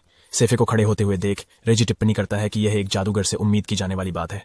वह विचार कर रहा है कि जब उसने उसे पहले मारा था तब वह कितना अजीब लग रहा था, जैसे कि रेजी सेफी की ओर धावा बोलने वाला था। उसने अपने दाहिने हाथ से एक इशारा बनाया, उसने अपनी छोटी उंगली और अंगूठे को मिलाकर। यह गति ने सुरक्षात्मक जादू, जिसे सेव नामक कहा जाता है, सुरक्षा बगीचा। यह जादू विशेष रूप से उन स्थितियों के लिए डिजाइन किया गया था जब उसने उड़ान जादू का उपयोग किया, ताकि उसके आंतरिक अंगों को संकुचित होने से बचाया जा सके। अचानक आघात के कारण सेफी ने नरगुरिया की सम्मानित किया, जिसने उसे आवश्यक समय प्रदान किया, यहां तक कि उसे रेजी की रणनीतियों को पार करने का तरीका समझने में मदद मिली। रेजी ने चिंता की एक झलक महसूस की और ने सीफे के बयान पर सवाल उठाए। उन्होंने अनुमान लगाया कि क्या उन्होंने उसे कम समझा। ध्यान दिया गया कि पिछली मुठभेड़ के दौरान उन्होंने पीछे हटने का फैसला किया था। सेफी ने रेजी को इस बार पूरी ताकत के साथ लड़ाई को सामना करने का आमंत्रण दिया। उसने उसे अपनी पूरी शक्ति लाने और उसका सामना करने का आमंत्रण दिया। सीधे मुकाबले में सीएफए ने रेजी को चुनौती दी। उन्होंने सुझाव दिया कि वह चाहे तो अपने दोस्तों के साथ टीम बना सकता है। किसी हद तक उत्तेजक बोले, गुस्से के साथ प्रतिक्रिया की, अर्थात यह लगा कि सेफी जानबूझकर उसे प्रेरित कर रही थी और उसे फिर से उसे नीचे गिराने के लिए मजबूर कर रही थी। उन्होंने अपनी आवाज बढ़ाई। उन्होंने अपनी इरादा जताया कि वह उसे उसके गुस्से का पछतावा कराएंगे। सेफी ने शांतिपूर्वक कहा कि रेजी ने पहले ही उसके प्यारे नेरगुरिया को लक्ष्य बना लिया था और वह उसका क्रोध था, जिसे वह उन्मुक्त करना चाहती थी। रेजी ने पहल उठाई और सेफी पर हमला किया। हालांकि आए। सेफी ने उसके नीचे फिसलकर उसके हमले से चतुराई से बच गई और उसके बाद उसके पेट को मारा। रेजी ने सेफी के प्रारंभिक हमले से बचने के लिए अदृश्यता का उपयोग किया, लेकिन जब वह अधिक दृश्यमान हुआ तो उसने उसके सिर को मारा। तुरंत उसके बाद उसने रेजी के चेहरे को जोरदार किक दी, जिससे वह गिर गया। बीस्टमैन को रेजी की हार का दृश्य चकित कर गया और उनका झटका गुस्से में बदल गया जब उन्होंने सीफई पर एक उग्र हमला किया। हालांकि सेफिया ने क्रोधित हमले को निपटारा। उनके हमलावरों के माध्यम से प्रभावी रूप से लात मारने और मुक्का मारने के लिए उनके कौशल का उपयोग करते हुए हर एक को हराते हैं। उन्होंने यह अप्रत्याशित दिखावा बीस्ट गर्ल्स को विश्वास नहीं करने में छोड़ दिया। जेफी ने रेजी के अद्वितीय जादू और शुकिशी की याद दिलाने वाली तेज गतियों की अनुभूति की, जो उसके भीतर एक विचार को प्रेरित किया। गणितीय सूत्रों और गणनाओं का उपयोग करके सेफी ने रेजी की क्षमताओं के पीछे के तंत्र को समझा। सभी हमलावर बीस्टमैन को परास्त किया बिना किसी चोट के। सेफे अभिभूत हुई। हालांकि चोटिल होने के बावजूद रेजी ने हस्तक्षेप किया। बाकी विलुप्त प्राणियों को सीफई के खिलाफ संघर्ष में शामिल नहीं होने की सलाह दी, जिसने जोर दिया कि वह सबसे तेज होना चाहिए। फिर भी रेजी ने पीछे हटने से इनकार कर दिया और मौलिक पशु समान चिल्लाहट के साथ फिर से सेफी पर हमला करने के लिए दौड़ पड़े। जब उसे नजदीक आया, सेफी ने अपनी गणितीय गणनाओं का उपयोग किया, उसकी चाल का अनुमान लगाने और उसके हमले का जवाब देने के लिए। परिणाम स्वरूप एक शक्तिशाली हमला हुआ, जिसने रेजी को आसमान में ऊंचा फेंक दिया। इस आश्चर्यजनक उपलब्धि को देखते हुए जो बीस्टमैन और बन्नी गर्ल को यह मानना कठिन था कि उन्होंने अभी अभी क्या देखा। रेजी हवा में होने का लाभ उठाते हुए सेफे ने उड़ान भरी और उसके पास आया। सटीकता के साथ उसने एक चमकदार निकट हिट ब्लो को सफलतापूर्वक रेजी पर लगाया। हालांकि यह सीधी मुक्का लग सकता था, पर सीफे ने संपर्क करने से ठीक पहले रुक जाता। एक महत्वपूर्ण प्रभाव बनाना जिसने प्राप्तकर्ता पर काफी दर्द पहुंचाया। इस शक्तिशाली हमले को सहन करने के बाद रेजी ने जमीन पर घाव और पिटाई करने के बाद दुर्घटना कर दी। इस दृश्य के बीच विलुप्त प्राणियां चिंता जताती थीं। उनके चेहरे चिंता और आशंका का प्रतिबिंब बन गए। सेफी रेजी की ओर चले गए, जो दरवाजे की दूसरी तरफ थे। वह तले और सुने जैसा वह अपनी अविश्वास के बारे में मुरमुराया। किसी विशेष व्यक्ति के अलावा किसी से हारने पर, बरबूट के अलावा किसी और से, रेजी के भावनाएं भड़क उठीं और उन्होंने खुलकर रोना शुरू कर दिया। वहीं सेफे ने उसे ध्यान में रखा जब उसने बारबू का नाम सुना। सेफे ने रेजी से प्रश्न किया, पूछ रहे थे कि क्या वह मिस रूमीफोर्ड एक सुनहरे बालों वाली मेज की ओर इशारा कर रहे थे। रेजी ने अपनी आश्चर्य व्यक्त किया और पूछा कि सेफ मिस रूमीफोर्ड से कैसे परिचित था। सेफी ने जवाब दिया। उन्होंने खुलासा किया कि मिस रूमाफोर्ड थीं, जिन्होंने नरगुड़िया को जादुई तलवार उपहार में दी थी। बीस्टमैन की ओर ध्यान देते हुए सेफी ने उन्हें निर्देश दिया कि वे रेजी को वापस ले जाएं। उन्होंने जोर दिया कि रेजी राजधानी की गड़बड़ी का कारण था, क्योंकि आगामी आयोजित बीस्टमैन हमले के बारे में चिंताएं उठाई गई थीं। स्थिति को स्पष्ट करने की आवश्यकता को मान्यता दी। सेफे ने ठान लिया कि उन्हें वापस जाकर सब कुछ समझाना होगा। रेजी सेफे के फैसले से हक्का बक्का हो गए कि उन्होंने उन्हें छोड़ दिया। उन्होंने अपने कार्यों पर आश्चर्य व्यक्त किया। सेफ ने स्पष्ट किया कि उन्होंने किसी को भी हानि नहीं पहुंचाते हुए सब कुछ प्रकट करने का वादा किया था। सेफ की सहानुभूतिपूर्ण स्थिति का अवलोकन करते हुए रेजी और अन्य बीस्टमैन ने उसके प्रति प्रशंसा और स्नेह विकसित किया। उनकी उदारता के लिए आभारी होकर उन्होंने उनके प्रति अपनी सम्मान व्यक्त किया। लायनमैन ने सेफी की शक्ति को मान्यता दी और उनके नियम का उल्लेख किया कि मजबूत का पालन करना है। सेफी नरगुड़िया से सहयोग की तलाश में उसे गहरे विचार में पाया। विचार करता किसी प्रकार से सफी की असाधारण गुणवत्ताओं और कार्यों पर विचार करता। लियोलैंड कैसल में पुलिस और कैसल की गार्ड्स घटनाओं के मोड़ से चिंतित हो गईं। राजा ने अपनी जिज्ञासा व्यक्त की, सेफी के इरादों को लेकर सवाल पूछते हुए, जिन्होंने विलुप्त प्राणियों का पीछा किया। सेफी ने उत्तर दिया। उन्होंने प्रतिक्रिया दी, अपनी इच्छा व्यक्त करती हुई कि वह इन पशु पुरुषों को अपने अधीनस्थ रूप में आधिकारिक रूप से स्वागत करना चाहती है। पशु पुरुषों को अधीनस्थ के रूप में सेवा करने का सिर्फ धारणा ही पहरेदारों को स्तब्ध कर देती थी। सफी ने जमा हुए पशु पुरुषों से संवाद किया, एक सेट के नियमों को मजबूत कर रहे थे जिन्हें उन्हें पालन करना था। कमजोर पर नीचे देखने से बचने, मनुष्यों को क्षति पहुंचाने से बचने, खाने की चोरी से बचने और दूसरों में अनावश्यक हिंसा को अस्वीकार करना। दूसरों पहरेदार और पुलिस बीस्टमैन के संगठन और अनुशासन पर चकित थे, जो सेफे के मार्गदर्शन के तहत था। सेफे ने अपने 10 नियमों में एक गुप्त नियम का उल्लेख किया। यदि कोई भी उसके परिवार में किसी को आंसू बहाने पर मजबूर करता तो उसके परिणाम बहुत खराब होते। इस प्रकटीकरण को सुनकर डर और चिंता बीस्ट मास्टर्स में महसूस हुई। गार्ड और पुलिस ने सेफी और बिस्मिल्लाह दोनों की अनुशासन और आचरण पर हैरत में बातचीत की। बीस्टमैन शांत रूप से सुनते हुए राजा ने सीफी द्वारा अपनी जानकारी के आधार पर बीस्टमैन के बारे में जानकारी को समझा और उसने उसे उसके सामर्थ्य के बारे में बताया। सीफी ने राजा के साथ अपनी जानकारी साझा की। कई महत्वपूर्ण बिंदुओं को शामिल करता था। सबसे पहले उन्होंने मानवों की समानता के साथ विलुप्त प्राणियों की आमतौर पर समानता को उजागर किया। इसके अलावा उन्होंने यह भी उल्लेख किया कि वह जानवरों के रूप में उभरने वाले पशु मानव भी, जो अक्सर जादू का उपयोग नहीं कर सकते थे, इसके बजाय उनका प्रमुख लाभ मानवों की तुलना में उनकी उच्चतर शारीरिक क्षमताओं में था। मूल रूप से दानवीय जातियों में बीस्टमैन को कुछ हद तक नुकसानदायक माना गया था। सफी ने आगे अनुमान लगाया कि दैत्य जातियों के भीतर उनकी अपेक्षाकृत कम स्थिति के कारण मनुष्य पशु का इतिहास हो सकता है कि उन्हें अपनी योग्यता को युद्धों के माध्यम से सत्यापित करने की आवश्यकता होती है। इस ऐतिहासिक संदर्भ ने शायद गलतफहमी का मार्ग प्रशस्त किया, जहां बीस्टमैन को गलत तरीके से खतरनाक माना जाता था। सेफी की अंतर्दृष्टि ने बीस्टमैन की कठिनाइयों का वर्तमान परिस्थिति में दानव जाति के ढांचे में अधिक गहराई से जांच की। सेफी बीस्टमैन के नेता बन गए थे, उनके पूर्व नेता द्वारा छोड़ी गई रिक्ति को भरने के लिए, जो एक संघर्ष में मर चुके थे। साम्राज्य सेना के जादू स्टाफ विभाग में डेमन रेस ब्यूरो के बीस्टमैन डिवीजन को, जिसे अल्फी गांव सुरक्षा बल के नाम से भी जाना जाता है, पन्नी लड़की अनपेक्षित रूप से एक गाजर की खोज कर बैठी। पशु पुरुषों ने गाजरों के प्रति समर्थन किया, हालांकि रागना ने उनकी उपस्थिति को कुछ अच्छा नहीं लगा। हालांकि कुछ बीस्टमैन सहायक साबित हुए और रागना की सहायता की। वेल्लम ने लाइनमैन के साथ शतरंज का खेल शुरू किया। प्रतिबिंबित करते हैं कि बल ने पहले ही अपर्याप्त कार्मिक बल के साथ संघर्ष किया था। बीस्टमैन के बोर्ड पर होने से उनके कार्मिक संयोजनों में आराम आ गया और उनकी क्षमताओं में सुधार हुआ। हालांकि यह प्रतीत हो सकता है कि पशु पुरुष के हमले के कारण हुआ शोर शांत हो गया हो। सेफे ने अभी तक यह मान्यता प्राप्त नहीं की थी कि उस घटना के परिणाम स्वरूप राजधानी के भीतर एक अधिक अमित और भारी वायुमंडल उत्पन्न हो रहा था। उसके लिए हमले के पश्चात शहर में एक गहरी और काली अशांति की ओर ले गई। वह अकेले एक यात्रा पर निकली, लाल को छोड़ दिया। सेफे की स्थिति के बारे में जिज्ञासा। रेजी ने नेरगुरिया से उसके स्थान के बारे में पूछा। नेरगुरिया ने रेजी को बताया कि सेफी एक बैठक में उपस्थित थी और उन्होंने उन्हें सलाह दी थी कि वे अभी के लिए बाहर ज्यादा बार घूमने से बचें। यदि रेजी ने अधिक जानकारी के लिए दबाव दिया तो नेरगुरिया मौन था। जैसे सेफे क्षेत्र में घूम रहे थे, उसने देखा कि स्थानीय लोग उसे देखकर चिढ़ और डर से प्रतिक्रिया कर रहे थे। उसे देखते हुए उसके बारे में चर्चाएं और विमर्श हवा में भर गए। वार्तालाप के बीच सेफे ने किसी को दूसरों को उसके बारे में नकारात्मक बात करने के बारे में सतर्क होने का सुना। उन्होंने अपनी भयानक शक्ति के माध्यम से उन्हें कार्यान्वित करने की सत्ता रखी थी। सतर्क संवाद की ओर सुनते हुए सेफी ने गर्व की अनुभूति की और कहा कि वह उनके शब्दों को वर्तमान समय में सुन सकती है। राजधानी के निवासियों में सेफी के प्रति घृणा का एक लहर उभरकर सामने आई। निवासियों में अफवाहें साफी को एक बेपरवाह व्यक्ति के रूप में चित्रित करती थीं, जो मनमर्जी से पैसों में दानवों को पेश करता। यह धारणा उसके बीस्टमैन संकट को कितनी तेजी से हल करने से उत्पन्न हुई थी। जनता के ज्ञान के बिना मनुष्य पशुओं के देश की प्रदेश में घुसपैठ और उनकी राजधानी की ओर आगे बढ़ने की खबर अभी तक पहुंची नहीं थी। खुलासा हुआ। सेफी ने माना कि उनकी वर्तमान प्रतिष्ठा एक नई विकास नहीं थी, उन्हें अपनी नकारात्मक छवि से पहले ही वाकिफ थी। वह सोच रही थी कि शायद वह अपने कार्यों के परिणाम सामना कर रही है।